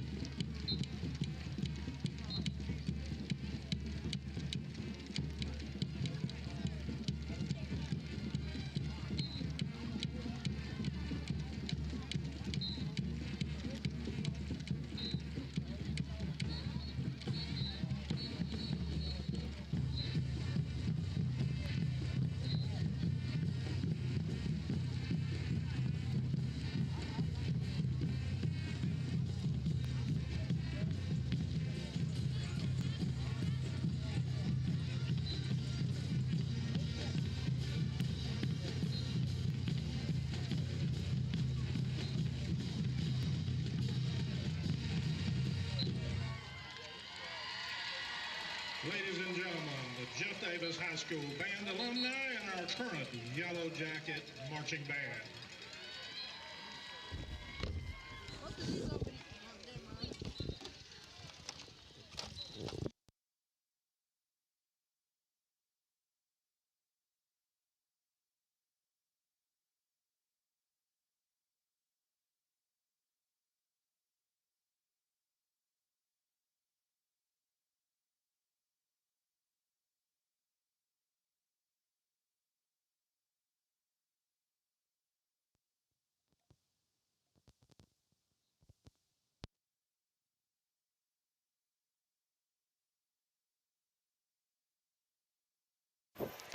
All right, and we are back here. There's 1:23 left on the clock. We are back now with your for your Farmers and Merchants Bank halftime stats. Evan, take it over. All right, so we'll start with team stats. Jeff Davis rushing. They have 20 rushing attempts for 162 rushing yards. They have had 3 fumbles. One of them they did lose, and we did recover it. 2 of them they continued possession of the ball. They are 1 for 1 passing with 42 yards. So passing-wise, Jeff Davis, they are perfect on the night. They have a total of 204 yards. Penalty-wise, they do have 4 penalties for a total of 30 yards. For Berrien has 22 rushing attempts for a total of 75 rushing yards. We do have one. What'd you say there, Logan? I'm going to interrupt y'all. Oh, he's ready for the coach. We see him now. Coach, another close first half. A couple turnovers. What's the message to the boys coming in here the second half? We're in it. We just got to correct a few things. Yeah, I mean, we told them before the game started that we had to come out swinging because I know, their head coach, he's a great guy, and I knew he was going to have them ready to go, and they're a tough football team. They were going to come out swinging, and so we just got to get up off the mat and punch back, and we did there towards the end. It was good to see us drive down a little 2-minute drill and get a touchdown and make it a 7-point ball game. But now it just comes down to assignment football and defense. Everyone just doing their job, doing what they've been coached all week to do. And if we can do that, we'll get a stop here, and then we got to put together a drive, go score, make this a tie ball game, and then start fresh at 0-0.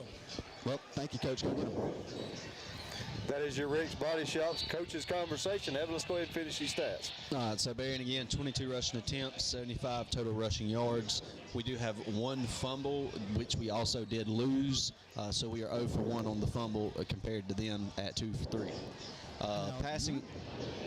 Second, Logan. We've recovered 2 fumbles, though. We're not counting the onside kick as a fumble. Oh, I didn't count that as actual just recovered fumble. I had a whole different spot for that. Sounds good. Yeah. So, but yes, technically we have recovered 2, balls on the ground fumbles. I don't know if they consider that fumble, Logan. That's what got me. How does that sound? There you go. But passing-wise, we are leading offense on the passing side of the ball. We are 7 for 9, 93 total passing yards, 1 passing touchdown, 1 interception. Total of 168 yards on the night. We do have the same amount of penalties as they do, 4 penalties. However, we have only given up 20 total penalty yards compared to their 30. For individual player stats, we do have number 5, which is Gene Watson. 13 rushes for 37 yards, 1 fumble that we did lose, and 1 touchdown. We do have number 4, Cash Perkins. He has 8 rushing attempts for 13 yards. Passing-wise, Cash is the only quarterback we've had yet. He's 7 for 9, 93 total yards, 1 interception, 1 touchdown. Receiving, we have number 15, Cole Stone, 3 receptions, 29 yards. We have number 10, Jerryon Brown, 2 receptions for 48 yards. And then we also have one of the first times I've said his name on the passing side of the ball this year, number 5, Gene Watson, 1 reception, a total of 11 yards, and a receiving touchdown. Defensively, we are back with our normal defensive leader. So we do have number 40, Connor Bullard, leading the team, 5 total tackles, 1 fumble. Yeah, 1 fumble recovery. That was their 1 fumble. We do have number 3, Amari Cammon, 4 total tackles. Number 22, Champ Turner, 3 total tackles. Number 2, Luke Lanier, 3 total tackles, 1 tackle for loss. I know. Number 11, Miguel Gu, 2 total tackles, 1 tackle for loss. And then back to what Logan referred to, we had number 36. That is Anthony Duskin. Anthony Duskin that had the onside kick that number 22, Champ Turner, did recover the onside kick. I do have a couple updates for y'all. All right, let's get past this kickoff right here, and we'll take it, Logan. It looks like Anthony Duskin is out waiting for the clock to run down here. They know they can just reset that thing, right? Yeah, I know that.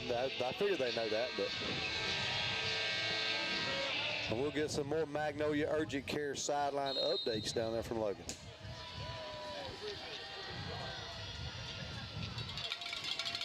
So kick right down the middle, fielded about the 22.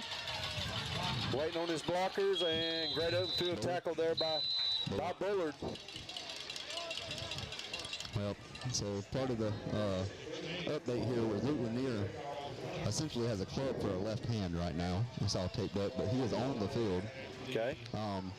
But Miguel Boo was assisted out here. He's still wearing his pads. He has not taken the pads off. But his helmet's sitting right beside him. He's got a wrapped up knee, and he was assisted out to the sideline, so I'm not sure we're going to see him back in the game today. Yeah. Looks like Stevie Connor's in there in for Goo now. Well, Logan, I got a question for you. I'm looking at Luke. I do see the clubbed up hand that you were referring to. Does he always take the other hand? The other hand's just got a glove on it. Oh, that's a glove. Okay. So I'm not sure we'll see him on the offensive side of the ball, though, because he mostly plays receiver, and he's our backup quarterback, so that'll be... Yeah, big. I believe your backup quarterback is actually Cole Stone. So snap. Because that's who was... full give to the fullback right up the middle. He powers forward for about 10. First play here of the second half. And see here where they're going to spot it. They're going to spot it just short, looks like. So right at the 49 here, so it's going to be 2nd and 1 for Jeff Davis. Got a minute, Dan. Let's make sure we mention our full game sponsor tonight, and it's Magnolia House of Furniture, Rodney Nix and the whole family, Michael Nix, Terry Nix, and the whole bunch. You know, big supporters of Berrien County sports and the Berrien Network. So we do appreciate y'all tonight.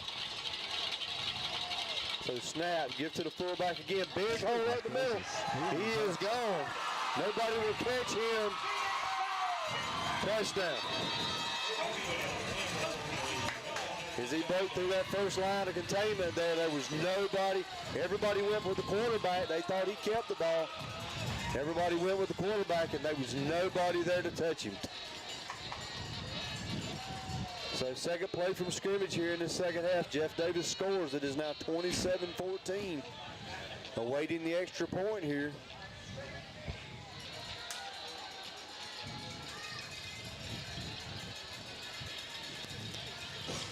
As that triple option is just confusing our defense, Danny.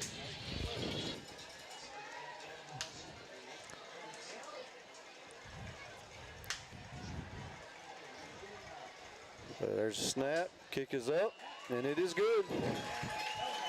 That was a little bit too quick for me there, That was Scott. way too quick. So 56 seconds into the second half.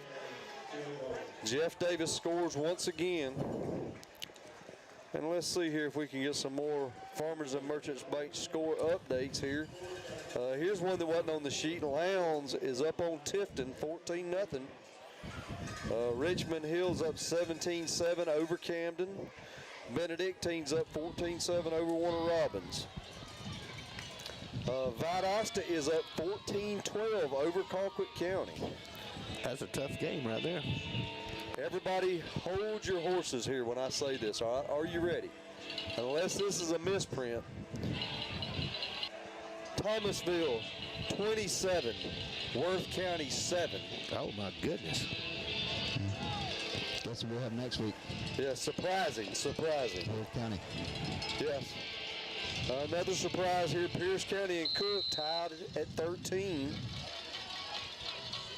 Let's see this kickoff here, and we'll get the rest of the scores. High, lazy kick. Fair caught right at the 25, I believe, by Christian Rodriguez once again. Here's another surprising score here. Clinch County and Charlton County. 14-13 at half. Clinch County. Houston County is up 35-0 over Northside. Lee County is up 28-14 over Coffee. Pretty close game there, too. Yes. Cairo's all over Leona, Florida, 27-0. Early's up 14-8 over Randolph Clay. Real quick, can I tell you a score update I don't imagine you'll find? Go ahead. Valwood is up on Tift area 10-7, 9 minutes, 48 seconds left in the third. Yeah. And just to give you the importance of that game, after the snap right here, snap, little quick pass out to Cole Stone out in the flats. He finds the edge, breaks a couple of tackles, and there's a flag down. And have to be a hold right there.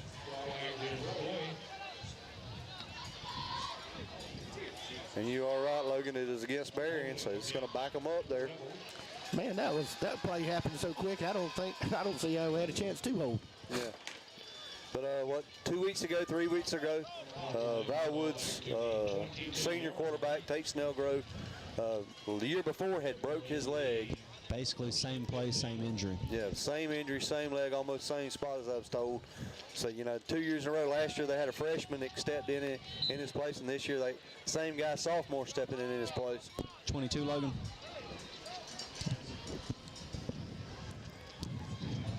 So here we go. It's going to be first and about 16, looks like it. As Perkins scrambles, squirts out of the hole there, gets a couple. Yeah, I don't know how he got out of that. Yeah. I thought they had him in the backfield. Just shy of the 24 here. So. Okay, so it started on the 23. No, it was on the 22. I was wrong. Okay. So gain of 2 there. Going to be... It's on the 23, right? Okay, you just confused me. Yeah, it's on the 24 now. He's doing 2 yards. My bad, brother. Oh, it is 2. Yeah. Oh, so He said it's on the 22. It started at the 22, and it's now at the 24. Yes. Okay. So second down, snap. Airs it out, Jayon Brown, nice little pass there. And I see no flags. First down. Yeah, that will be a first down. Looks like they're spotting it right at the 38-yard line. That's So, looking a lot better than that. 14-yard pass play. Cash Perkins, Jayon Brown. So first and 10, Berrien County. They come out 2 wide receivers to the right.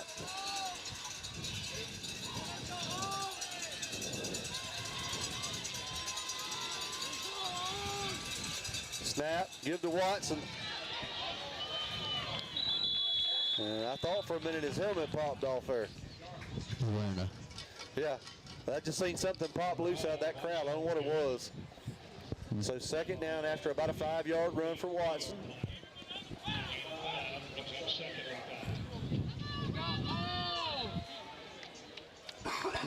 That passing game's got to open up for us a little bit to Yes, sir. give Gene, the opportunity to pick up some yards. They're still playing tight, man. So Pass is still there. they're still 8 in the box still, though. Snap, give to Watson, trying to get outside to the left. Makes one guy miss, dives to the sticks. Let's see, did he get it? Almost. Almost. Short. They're going to be 3rd and 1 now. About a 4-yard run for Watson. At the 47-yard line for the 3rd and 1.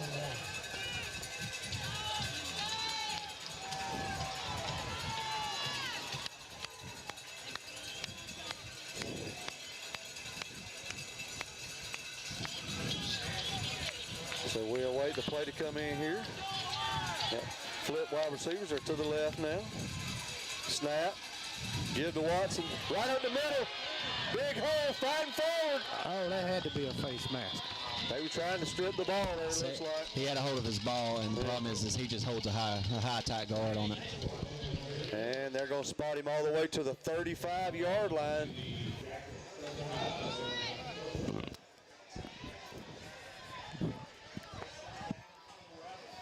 So what you got there, Evan?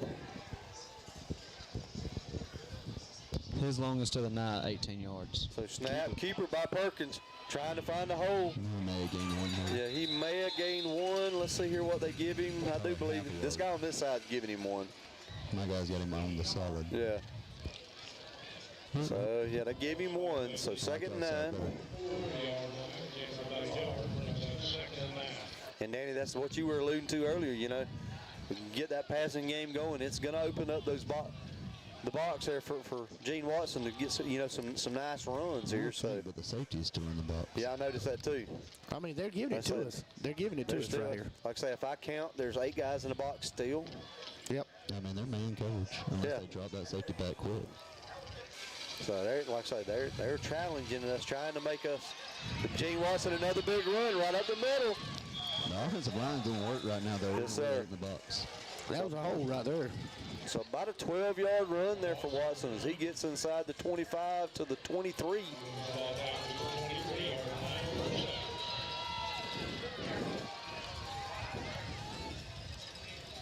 You know, and Danny, we're talking about this right here as we watch this. What a job that offensive line is doing. Oh, yeah. You know, there's 8, sometimes 9 guys in the box. So if you watch right here, let's see here. No, we only got one wide. We only have one corner out, 2 corners. You basically got 9 guys in the box. That safety's up close enough. I call him in the box. Snap, give to Watson. He's trying to get over to the left side. He falls forward for maybe a yard. If you look at the formation we're running out, though, it's literally player to player. There's 9 in the box for them. There's 9 in the box for us. If you count quarterback and running back. Yes. I mean, so really, they're just playing man. They'll have to sub them out. Dadgummit. Who had to be subbed out, Logan? Nobody yet. I thought they were going to call it, though. The Guardian cap came off of Gene's helmet. Oh. Now they couldn't get it off. I figured they were just going to call an equipment timeout. So here we go, 2nd down.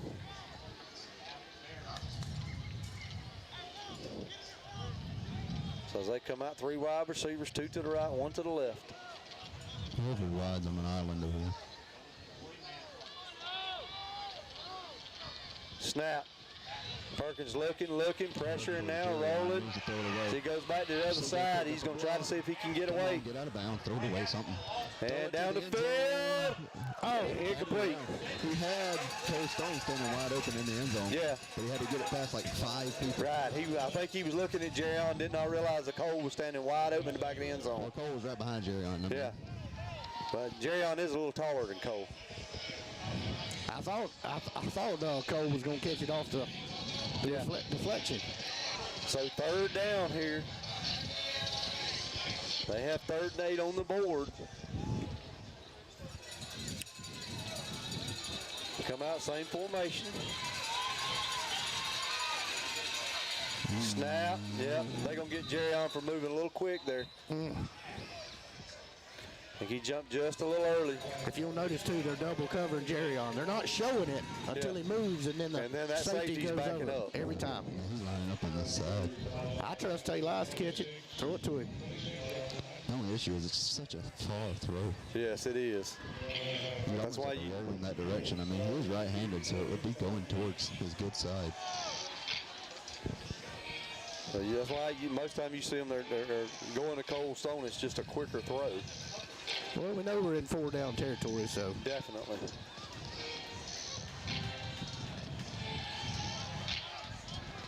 So 3rd down, 3rd and 14 for the Rebels. Snap, blitz up the middle. They're coming. Nowhere for him to go.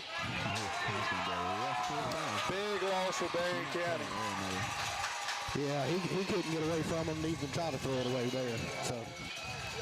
And now Berrien County will punt. It went from, Danny, we almost guaranteed. I thought it would be a 4 down territory. After that sack right there, it forces them to punt. As you was expecting a corner kick here. 12-yard sack.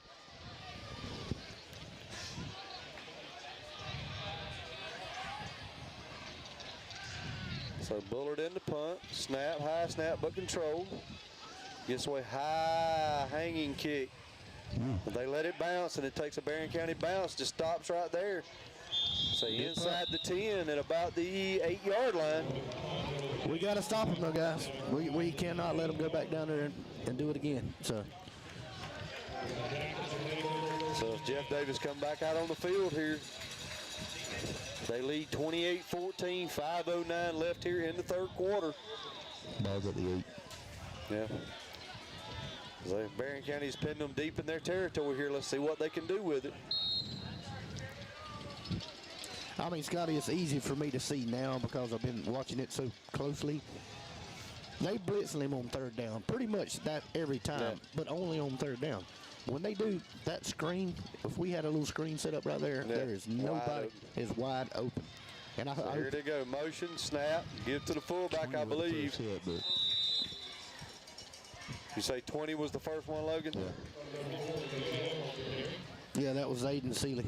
So Zayden Seeley in on the hit right there. Short gain, second of about 6.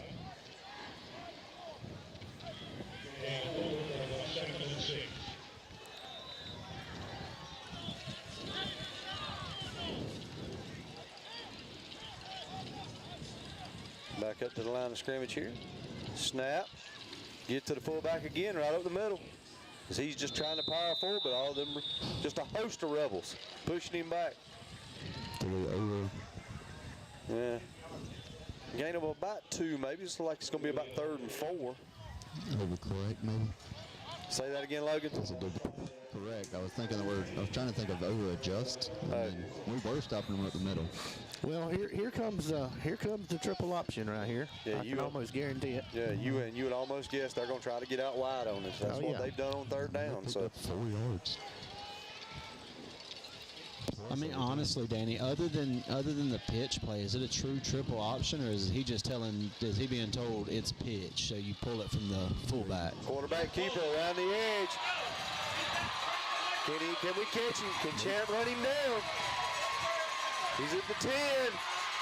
Champ runs him down, not until he's inside the 5.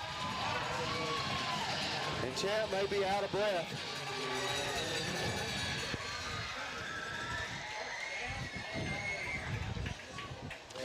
We're just giving up too many big plays, guys. That's all there is to it. Yeah. They're faking inside. They're faking that little belly play and then getting outside over our defensive tackles. And they're having a lot of success right there. So it will be 1st and goal at looks like the 4.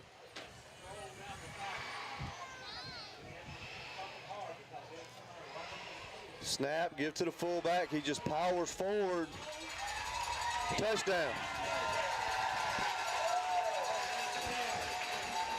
So 3-8. Go ahead, Evan.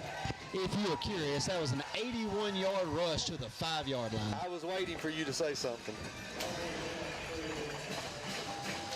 So an 81-yard run capped by a 4-yard touchdown run for Jeff Davis as they take a 34-14 lead here. 3:18 left here in the 3rd quarter. And what was bad, Danny? We was driving, had an opportunity there to score. Get a little closer in this game. We get stopped and give up that big run on 3rd down.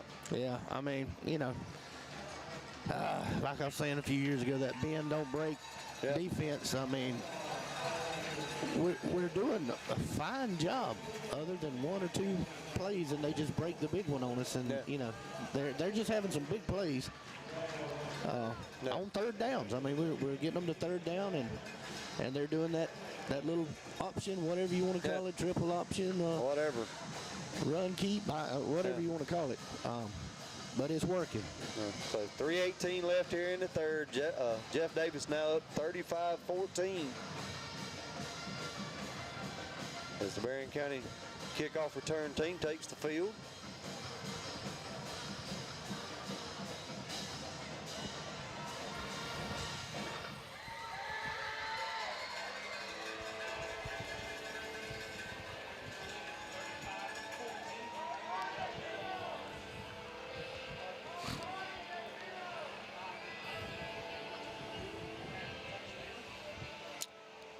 Get this kickoff right here. We'll see if we can't get some more Farmers and Merchant Bank score updates here.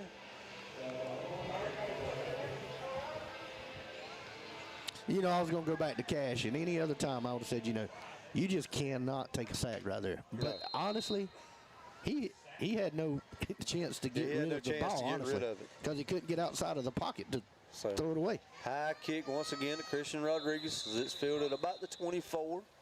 Fair catch. Some more Watson Pools and Patio, excuse me, Logan. Farmers and Merchants Bank score updates.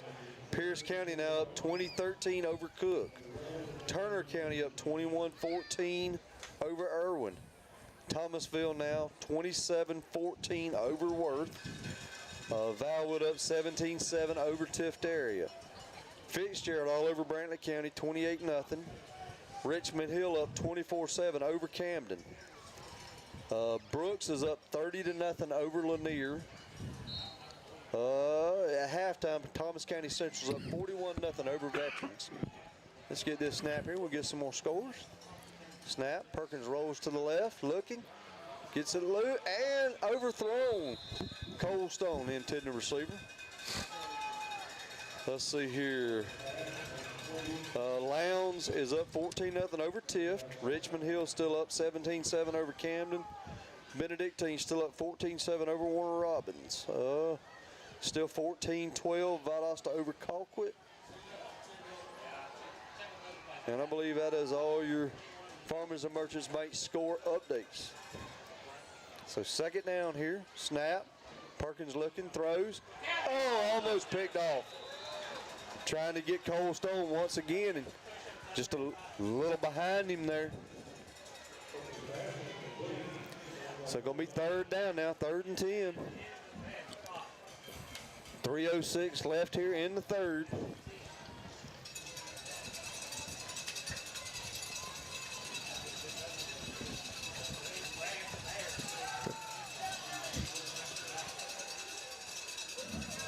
So third down here, snap. Perkins looking, pressure, rolling to his right, got to get loose. And oh man, yeah, had Connor Bullard open, but just overthrown him on the run there. And I believe they will have to punt.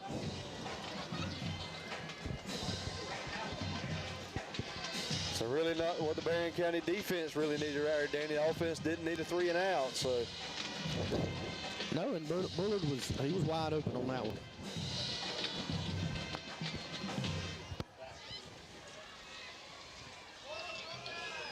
You only got 10.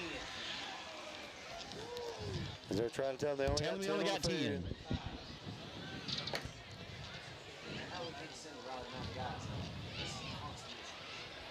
So here we go.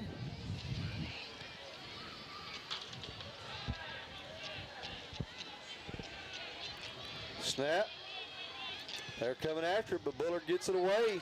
Fair cut makes it right at the 50. And they will spot it right there at the 50-yard line. And Dan's one of the ones who's trying to find some breaks here every once in a while. And Jeff Davis is always quick out here on the offensive set, so. One thing I'll have to say, though, this has been a fast-moving game tonight. Yes, it has. It is blown by. So 1st and 10, Jeff Davis right at midfield, right at the 50.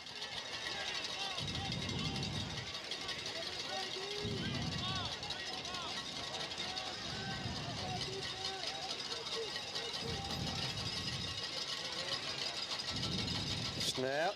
Quarterback looking to pass. He's open down the field. Just overthrown.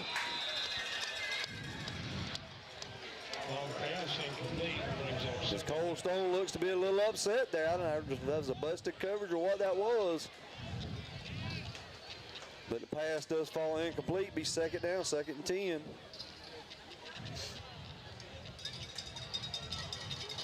They were going for the home run ball right there. Yes, sir. They were going for the nail in the coffin, looked like. And Berrien County's defense really needs to get the ball back right here.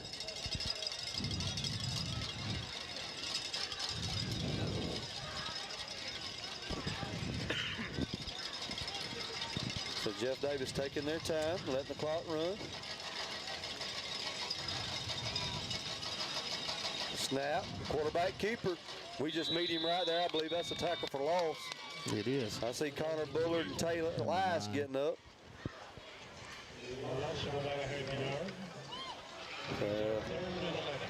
Loss of 1. Gonna be 3rd and long now. Danny, we've said it all night. You almost see it coming here. So they're not closing it back up. Usually what they do is they close it up and to get out wide.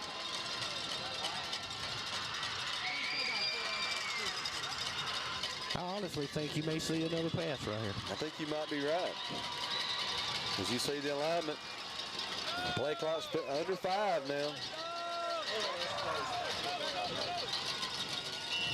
And they will get a delay of game here. And so back them up 5. It's going to be 3rd and 16 now.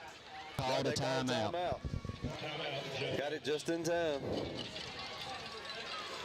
So I tell you what, they're going to take a timeout. We're going to take a quick break with them. We're going to step away right quick, and we shall be back in just a moment.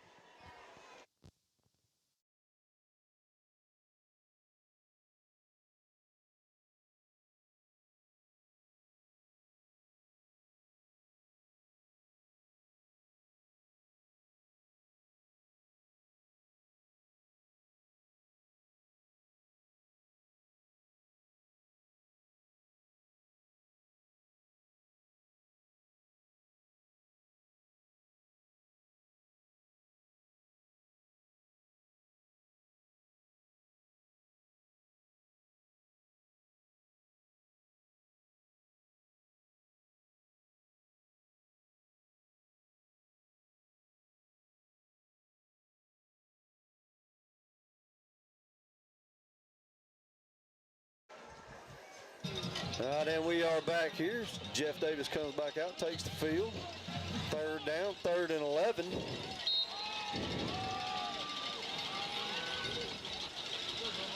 Motion, snap, looking to pass. He's open down the field. Can we get back and cover? And we do. Champ Turner recovers. Knocks the ball away. If he puts a little more air into that, Danny, I believe that's a touchdown. Yep.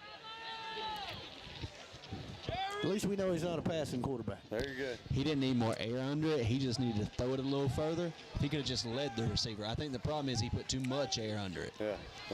How about a little more distance then? Yeah, that or he put some zip on it. He gets it to him before Champ gets back to it. So 4th and 11. Jeff Davis appears to be punting. Jerry Allen Brown back deep for the Rebels. The snap. Looks like he's aiming it for the corner down there. Jerry Allen Brown fields it. There's got to be kid catching it. Yeah. Penalty at the 46. So, yeah, we have a penalty back right here around the line of scrimmage. Holding. Yeah, I'll back him up. Here's my question. Can you take it from the end of the kick? I don't believe you can either. No. I think that's what he's asking. I don't think you can.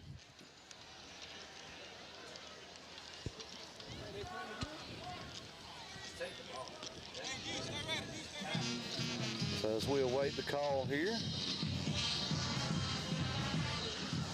think we're going to kick it again. We'll make them kick it again, looks like. Yeah, he booted that one pretty good. You know, Yeah, let's he just did. hope he don't boot it as good this time. So it is a hold on Jeff Davis, Jeff Davis. which will back him up 10.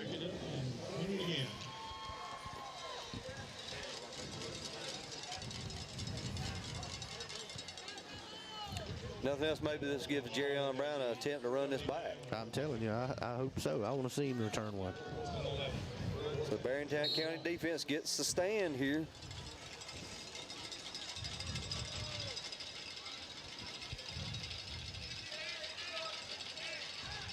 Snap, high kick, or high snap. He does get it away. I don't know if we got a hand on it or not. No. Jerry Allen fields it right about the 25. Good job by Jeff Davis to hold on. I see another flag down. Blindside block, probably. Yeah, I think there was a block There was a big collision over there. issued on Trey McQueen, I think. So Berrien County right now has it at the 26. Let's see what the flag is. And Got it at the hold on 27. Berrien. Hold on, Berrien. Hold on Berrien. So the ball's going to be at the 17. Yeah.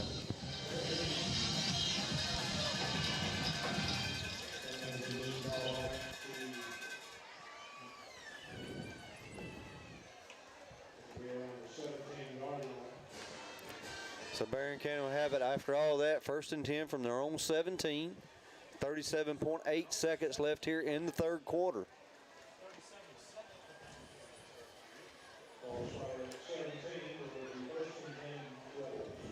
So we need to get back in this game right here, but do we dare put it back up in the air like we did last series? Snap. Reverse. Cold Stone trying to get to the outside. Oh, that's a penalty. And yes, he does throw it. So it looked like he got about 2, but I think he's going to get a late hit out of bounds. What's great is it really wasn't even that much contact. It was just, Yeah, he just slung him out of bounds. there was enough selling and momentum at the same time. Yeah, you were right there at it, Logan. So I mean, it was a lot of momentum, and he just, I mean, it was almost like a get off of me pull because they were both holding on to each other. You think it was a good acting job? I think it was probably more momentum than acting, but yeah, they definitely bought us a call.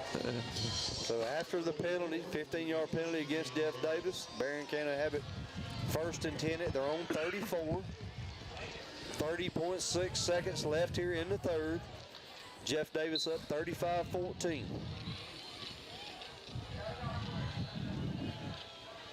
Clock is stopped too. So Yes. Well, he went out of bounds, so. Here we go. Snap. Perkins looking. For the wheel pass again. Yep. It was not there. They covered it up. So he's just going to have to tuck it and run. He may have gotten back to the line of scrimmage, maybe. Let's see where they spot him. I'm thinking a half-yard short of the line. That actually fooled me. I thought he actually threw it. I didn't know he still had the ball. Yeah, he still had it. I'm like Logan. They were trying to get Gene out of the backfield on that wheel route, and they covered it well.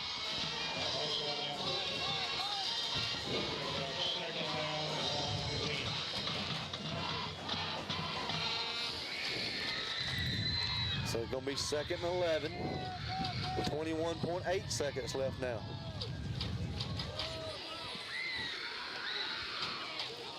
We come out 4 wide receivers.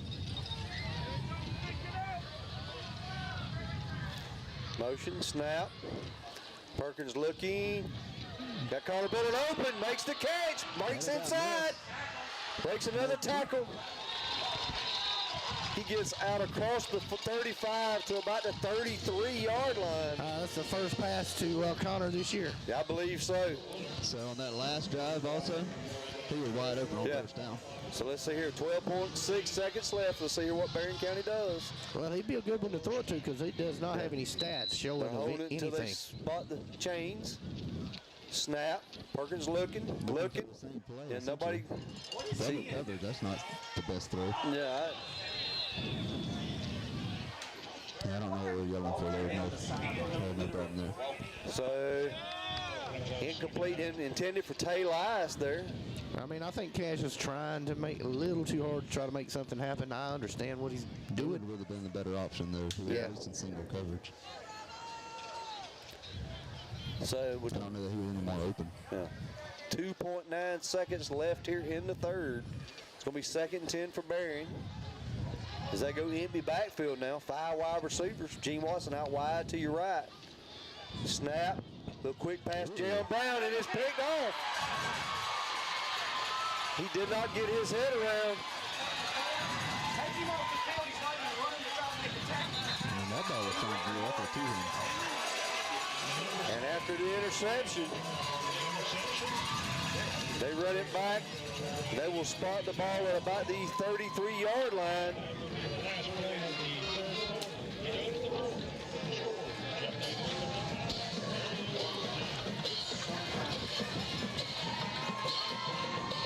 And with that play, that is the end of your third quarter. So at the end of 3, Jeff Davis leads 35-14. We're going to take a quick break, and we will be back with the end of the game.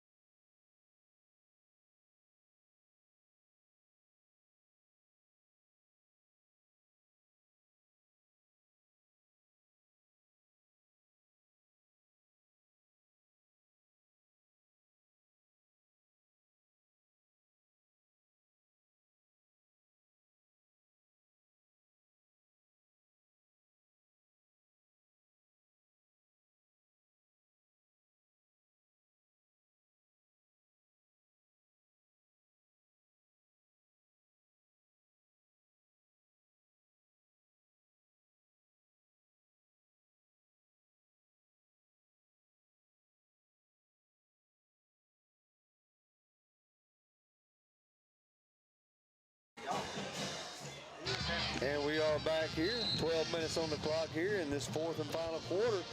Jeff Davis has the ball after the interception. 1st and 10 at the Berrien County 33-yard line.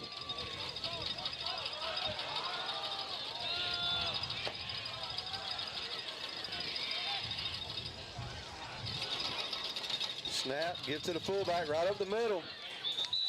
3, Amari Cameron. Amari Cameron in on the tackle.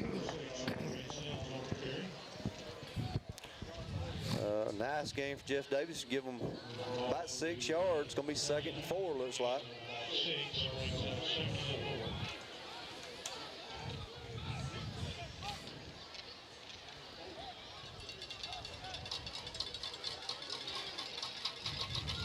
Motion snap, pitch it, trying to get outside wide. Should be a hold right there. That ball is coming back. 24 had Trayshawn McQueen wrapped up there.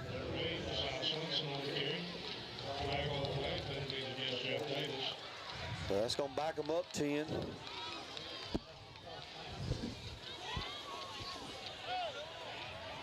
Gonna make it second and long here.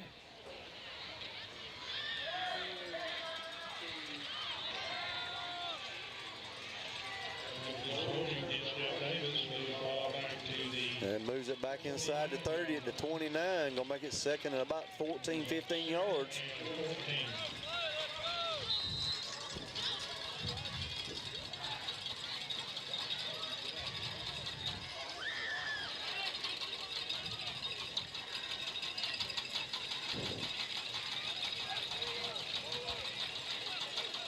They're just running all the clock they can, they're taking Scotty. their time here.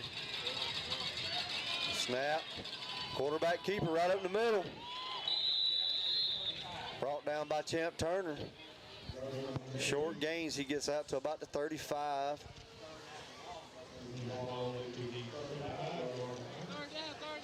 Gonna be third and about 7, maybe 8 yards now.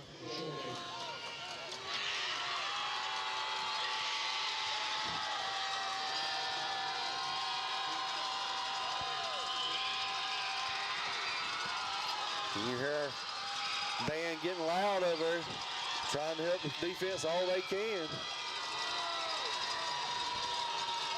You'd almost expect them to try to get out wide against us once again.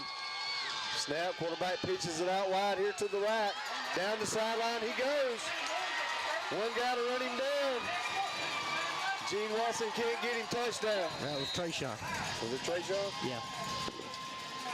Trayshawn McQueen. There's something yellow on the ground. Is that one of their towels or is that a flag? Where you see it at, Logan? Yeah, it's basically right beside their sideline, so it's probably a sideline. Yeah, it is a flag. I see it now. Holding on Jeff Davis. That's coming back.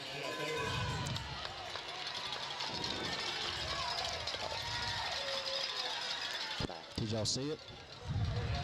I did not see it. I did not see it. As bad as this sounds, because I'm very happy we got it, I'm not sure that was a hold. That wide receiver had our cornerback. He had the inside of his shoulder pads grabbed, and he ran him until he pretty much just tackled him. Yeah. And as much as I like to call, football player in me realized it's not a hold, that's just you got beat. Yeah. And sometimes that's what happens. So went from a touchdown now to about 3rd and 4 now for Jeff Davis at the Berrien County 39-yard line after the penalty. Quarterback trying to get a play here. Like I said, they're letting the clock run. Fitting to be under 5. Snap. Give it to the running back. Right up the middle. He is popped. Champ Turner hits him, but he does get out across the 50 and a first down.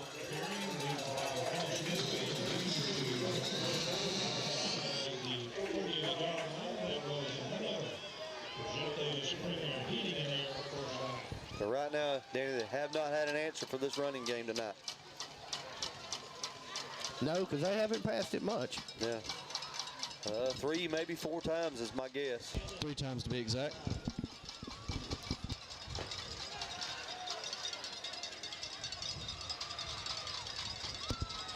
Only completed one of them.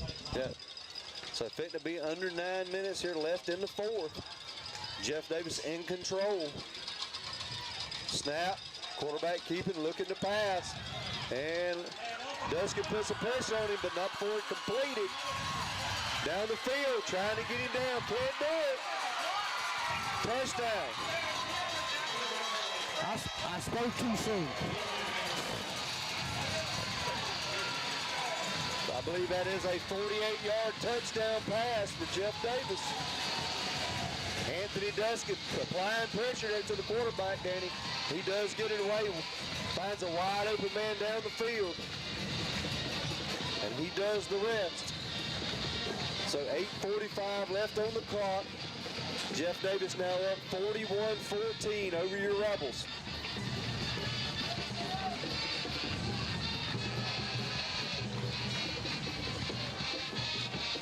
Snap. Kick is up, and it is good.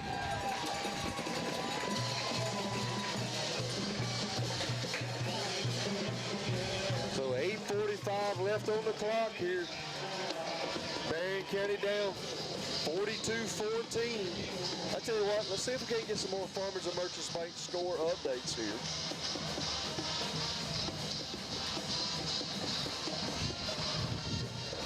First one, it is a final. Houston County defeats Northside 48-0. Sumter County defeats Spencer 51-14. Game's getting a little closer. Thomasville now up 34-21 over Worth. Turner County up 27-17 over Irwin. Pierce County now taking control. It's 27-13 over Cook. Lee County now up big on Coffee, 35-14. Getting a little closer. Valwood now leads 17-13 over Tift area. Colquitt County has took the lead. It is now 18-14. Colquitt over Valdosta. Clinch County leads Charlton County 21-13. Warner Robins and Northside 8-7. Warner Robins over Northside. Let's see this kick here. High kick. Right at Christian Rodriguez. He does not fair catch it. Takes off. Nice run there by Christian Rodriguez. He gets across the 50 all the way to about the 48, 49-yard line. Yeah, I've been wanting to see him do that all night, and he's one of the fastest kids, if not, on our team. So Tift County leads Lee County 19-14. What's that? Yeah, I thought Lee played Warner Robins tonight. He was playing Coffee in Douglas. Okay. Yeah, you on the road. Huh? Tiff County. That's what right there? Hey, that's what it says on his phone, but we know that's wrong. Unless it was from last week. It was from like earlier in the season. They've got it mixed in here, so Berrien County has it 1st and 10 now in Jeff Davis territory. High snap, shoots through Perkins' hands, and he does cover it up. Murphy is here tonight, boys. Yep. So big loss there for the Rebels. They're going to back it up all the way to the 42.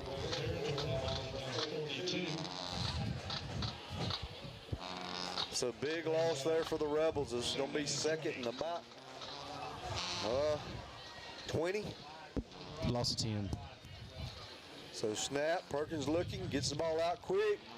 Hits Connor Bullard with a little quick pass. Can I give you a quick score update? Sure. Valwood just scored. Asher Wells on the touchdown. It's 31-13. There you go. Another Farmers and Merchants Bank score update. So Berrien County has a big third down here, 3rd and long. Clock 7:39 in county.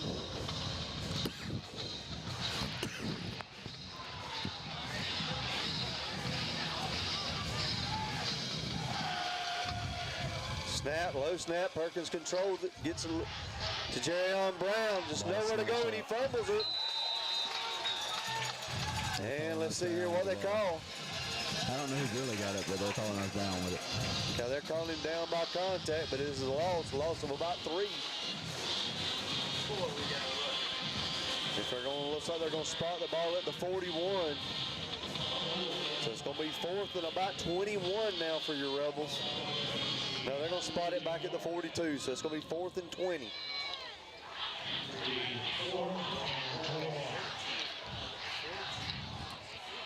And looks like they will punt. We see Connor Bullard come back on the field. And I know you don't like this call, Danny, I don't either, but it's almost a no-brainer, ain't it? Yeah, I mean, honestly, stop the bleeding right now. At least try to swap fields. Yeah. You almost have to, because you've only had 2 plays all night long with more than 20 yards, at least 20 or more gained. So Bullard on the punt, snap. Punt is off. Looks like it's maybe offside of his foot. Fair catch called for. And made right at the 30. So Jeff Davis will take over 1st and 10 at their own 30. Got a chance to make sure we mention our sponsor again one more time, Danny. It's Magnolia House of Furniture. 2 locations, one in Nashville, right there on Spell Road, the other one in Valdosta, right there at the corner of Perimeter and Bemis. Thank you, Logan. Yes. And we got to say thank you to them. I mean, they sponsor us every year. Every year. Every year, never bat an eye. We appreciate y'all. Rodney, you just don't know how much we appreciate it. And, you know, his wife, Doree, one year did actually come up and get on the mic in the booth with us one time. Rodney, I'm going to challenge you. Maybe one time you come up and get on the mic in the booth with us one time. So snap, give to the fullback, right in the middle, big hole. Christian Rodriguez trying to run him down, and he does. Not before he gets down all the way down to the 23-yard line.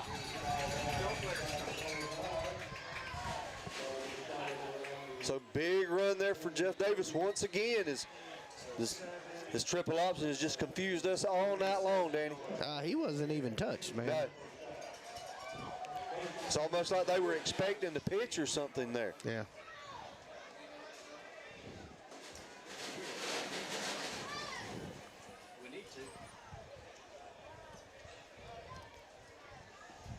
So under 5:30 now left on the clock. Jeff Davis almost in the red zone here. Snap. Gets it up back once again. He hits the hole. He's met by a host of Rebels. I see Scotty Connor getting up off the pack there. Moves it out onto the 21, a gain of about 2 yards. Gonna be 2nd and 8 now. 4:50 and counting. I know you like your name, Scotty, but it's Stevie. Stevie, excuse me. Thank you. Hey, you're the one got the roster over there. I will. That's why You're supposed to correct me. Yeah, I'm used to The getting. boys love to do it, so why not you, Danny? Well, I'm used to being corrected, so Okay. it was fun.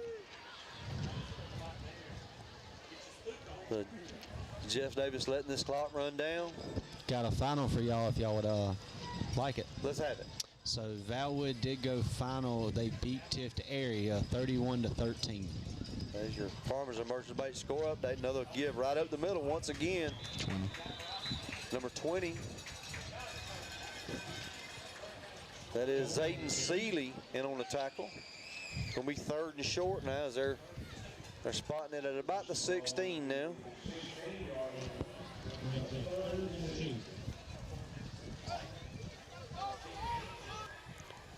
Everyone, make sure you stay tuned here after the game, as you'll get the Farmers and Merchants Bank's final game stats. We'll also get Southern Body Works players of the game, and always we get a quick conversation with Coach Dean down there. That's Rick's Body Shop's coaches conversation. Everybody, make sure you stay tuned here after the game.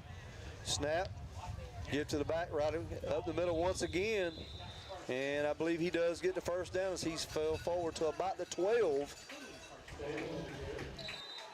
So it's going to be 1st down, 1st and 10 from the Berrien County 12-yard line now. 3 minutes, 18 seconds left on the clock.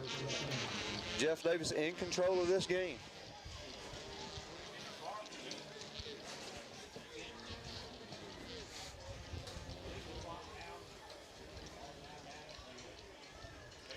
As they're just burning the clock here. Play clock under 10. Now they'll come to the line of scrimmage. Snap, get to the back once again, just right up the middle. They're just pounding it forward. Short gain, he might get the 10-yard line. So 2nd and 8 now.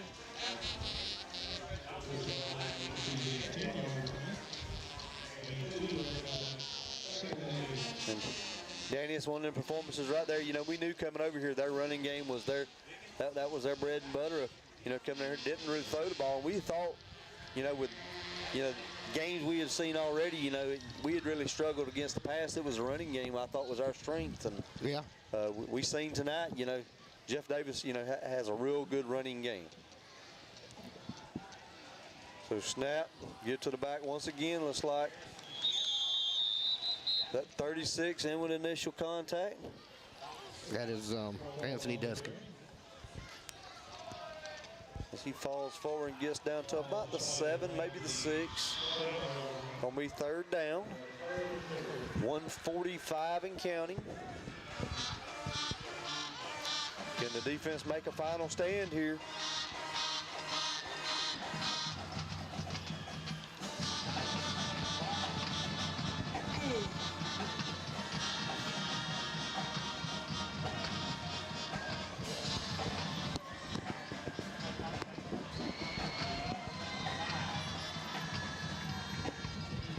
Snap. Quarterback keeps it like a busted play. And I believe that's Anthony Duskin in on the tackle once again. So 4th down. They will have to run one more play. And they'll back them up all the way to the 11-yard line. And the clock goes down to under a minute now. I would almost guess, and I'm just guessing here, I'm guessing they'll let this right here run all the way down. Call a timeout and kick the Either field call goal. a timeout. They may just take a knee. Let's see here what they do. Snap, give to the running back. Once again, he falls forward to about the 10. And Berrien County will take over 1st and 10 right here at their own 10-yard line. 29.5 seconds left on the clock.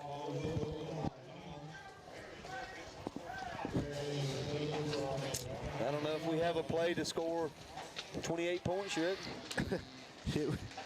We need a genie in a bottle.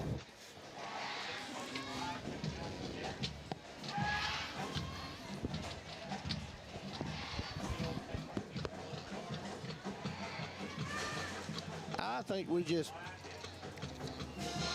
bad as I hate to say it, love my Rebels, but I think we just stop the bleeding here. I don't try something real crazy. Snap, give to Watson, trying to run around the right side. Has a big hole, gaining 8, maybe 9 yards there. Give him 9 as he gets out to the,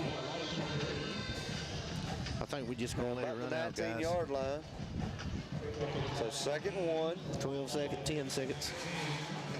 Looks like we got time for one more play if we hurry. Snap, give to Watson once again. He falls forward for 1st down. And that is your ball game. So it looks like they will spot it at about the, I would say, 22-yard line. But the clock runs out, and that is your ball game. So final from Hazelhurst, Georgia. Jeff Davis 42, Berrien County 14. Make sure you stay tuned for your Farmers and Merchants final game stats, your Rick's Body Shop's coaches conversation, and your Southern Body Works picks of the week. We're going to step away right quick, and we will be back.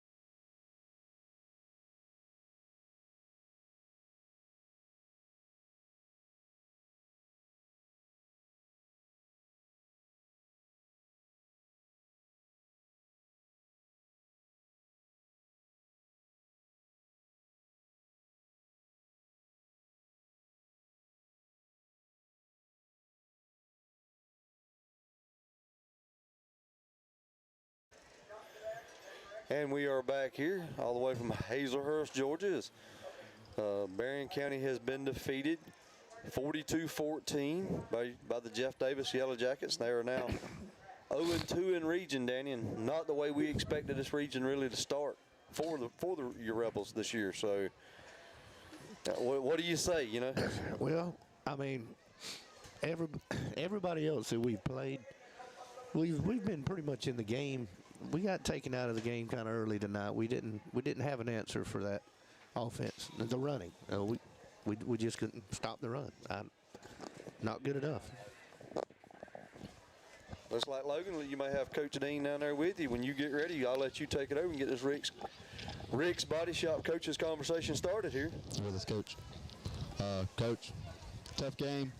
We stayed in it the first half, but we had the early turnover and we never really got our footing back. How do we move on? Especially, we welcome in Worth County, possibly one of the best teams in the state next week. How do we move on from this? Yeah, I mean, we that first drive, we had a pretty promising drive, and then, and then the fumble, that hurt our morale definitely. But we just got to do better at overcoming things like that, and we got to stop dropping our heads when things go bad, and we got to pick ourselves off the mat. Like I just told them in the huddle, the first 3 weeks, that's what we did. Things went bad, and we just picked ourselves up. We picked each other up, and we played as a family. And we've kind of broken away from that in the last 2 weeks. And we as coaches, we got to reevaluate how we're practicing, how we're doing things, and get back to that mentality of we're never going to quit. Scotty? Coach, one thing I want to ask you, coming over tonight, I did not know the game plan or anything like that, but y'all come out throwing the ball tonight, which really, impressed me. I know you're not looking for a pat on the back right now, but really impressed me, with the way we've ran the ball. Was that the plan, or did it just go that way tonight? Well, a little bit of both.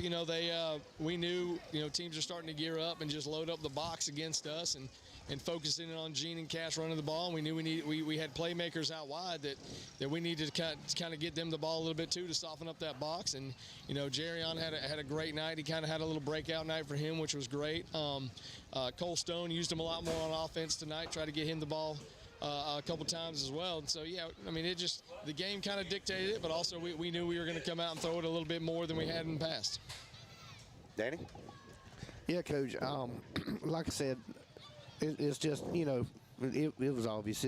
We just was doing something. We just couldn't figure out what they were doing on that option. And I know that's hard to defend. I've played against it before, and it's not an easy thing to do. But we were so close, and it was just that one breakout play, it seemed like, every time. But, things happen. But, I thought we done good most of the time. Yeah, it's assignment football. They run it for a reason because it's hard to defend, and it's assignment football, and they're going to take advantage of you if you don't do your assigned assignment.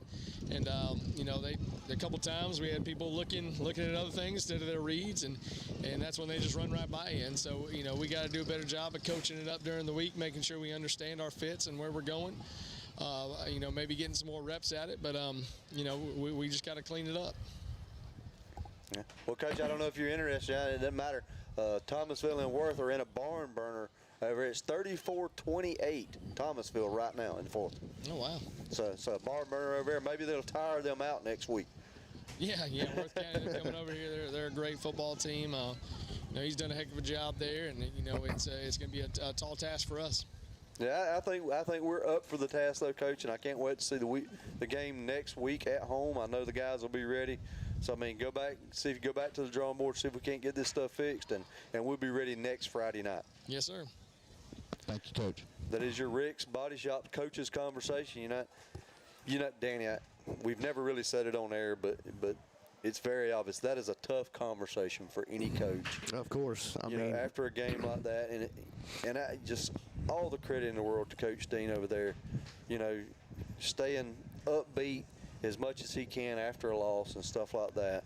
It just goes back to show you his character, and everything else. And hopefully, and I believe it is, it's getting and really feeding into the team.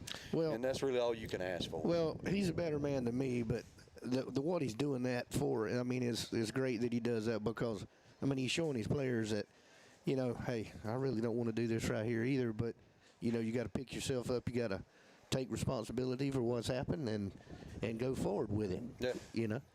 So that's what he's doing. I mean, he's not sitting there and making excuses for anything, and there's none to make. You know, you pick it up and you go again. there you go.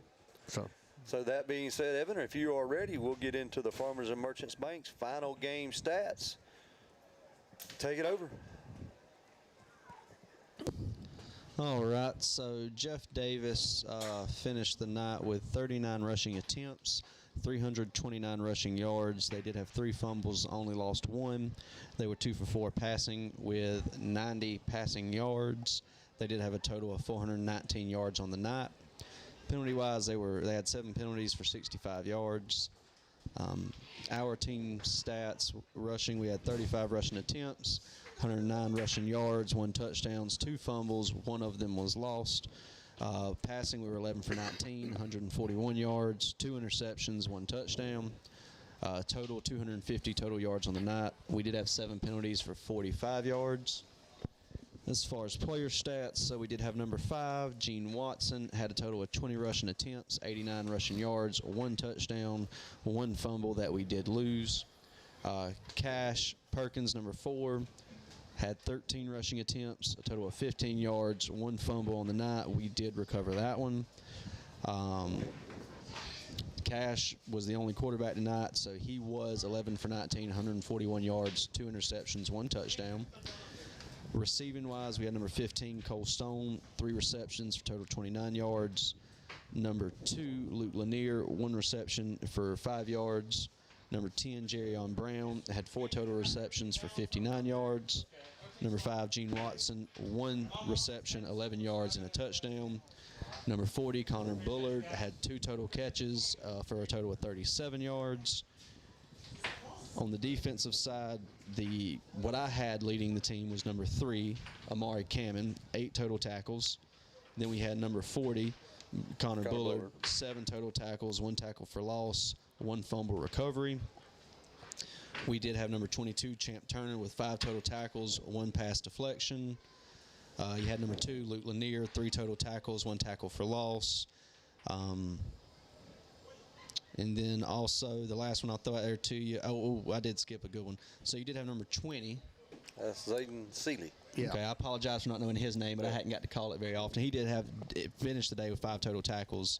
But then you also did have number 9, Tay Lies, 2 total tackles, 2 tackles for loss. So when he did get around the ball on defense, he was making plays. No. So that is your Farmers and Merchants Bank's final game stats. Timeout. One thing. Got one more? Yeah, well, we touched on it at halftime, but I'll touch back on it again. So you did have number 36. That is, help me out. Anthony Duskin. Yeah. He did have an onside kick there in the first half that we did recover by number 22, Champ Turner. So you did also have that in the first half. So, and this was a very unusual game. You know, usually, Danny, you kind of alluded to it a little bit there when the game started. You know, if hopefully, you know, we can come back and, you know, second half has been our bread and butter all year long, just about it. You know, getting close, getting back into the games. We actually got back into it in the first half, and the wheels kind of fell off in the second half tonight. Yeah, very unusual for us. They come back in. We had them on 3rd down. They scored in 56 seconds, and that is not what we needed to, you know, start with the momentum in the second half. But I was expecting, just like you said, for us, we cleared up. You know, we seemed to do a little bit better. I was just, I guess, being greedy and wanting us to go ahead and do it in the first half. You know, and I'm saying, well, we've kept it within 7, and we're okay, and we're going to be fine. And it's like the wheels fell off the bus a little bit tonight. So that is the second week in a row as well that you hadn't scored a single point in the second half. Yeah. So we got to clean that up, got to straighten that out. So. And that is the second most yards you've given up all season. First most was against Clinch. Yeah. So that being said, let's get into our Southern Body Works players of the game. And let's say, who wants to go first? I'll go first because I also have to go use the bathroom. All right, Evan, so go ahead. my player of the game is going to be number 4, Cash Perkins. The fact that passing-wise, your passing game led the team, which is the first time in probably years that has happened. So I got to say Cash. Okay. So, good one there. Danny, I'll let you go next. Okay. Well, I'm going to go with number 15, Cole Stone, because, first of all, you know, no matter what stats he has at the end of the game or anything like that, what I do recognize about him more than anything is he never quits, and he gives it everything he's got. I mean, he's shifty. He plays good defense. He can catch the ball. I mean, he's a pretty versatile player. I think you can put him anywhere, and he would try to do you as good a job as he could. Good pick, Gary. Good pick. Logan, you want to go next? Yeah, I'll take Jerryon. So Logan is going to take number 10. He did have a breakout night. Jerryon Brown. He did catch the ball very well tonight. And like I said, it looks as if they did try to feature him a lot tonight, Danny. Yeah, he was the target of a lot more passes than he caught. So and that which leaves me to come up with my Southern Body Works player of the game. And I tell you what, it's a name we call a lot and everything else, but I noticed tonight he was playing defense, he was playing offense. He scored both of our touchdowns tonight, one on a run, one on a pass. My Southern Body Works player of the game is going to be number 5, Gene Watson. Well, there you go. So your Southern Body Works players of the game tonight. Evan takes number 4, Cash Perkins. Danny takes number 15, Cole Stone. I take number 5, the Machine, Gene Watson. And Logan takes number 10, Jerryon Brown. Everybody make sure you tune in next Friday night as we will be live. We just got a message here that it looks like Worth has just took the lead. I tell you what, before we go, but I will say, everybody remember next week we will be live coming to you from Raymond Jones Memorial Stadium as we welcome in the Worth County Rams. Another big region game, and we will have our hands full on. As I said, they're probably one of the best teams, in the region. So I hear you. Go Rebels! I like that. So let's see here. We got a while ago that. Let's see if I can find it on here. I have not seen it yet, but the word we got was Worth County had took the lead. Yeah, that's my buddy Ricky just texted me. On mine, that's Thomasville still has the lead on mine, but that is just a scoring app here, so. Yeah, it's delayed, so. Yeah. So I'm not sure I got all the good ones there, so. A heck of a game going on over there. What's up there, Coop Man? So just everybody make sure you tune in next Friday night. Come and see out here and support these Berrien County Rebels as they'll take on probably their toughest test of the year facing these Worth County Rams. So everybody come out and support them and everything else. I know you got their backs and everything else. If you can't make it, the Berrien Network is always ready to bring the show to you. But by all means, come out and fill these stands up and show these guys that you are supporting. Let them know their hard work, means something. So that being said, I'm Scotty Sumner for Danny Roberts, Logan Sumner, Evan Sumner, all up in the booth. We want to say thank y'all for everybody. And Danny and Cooper, everybody says, go. Cooper, go.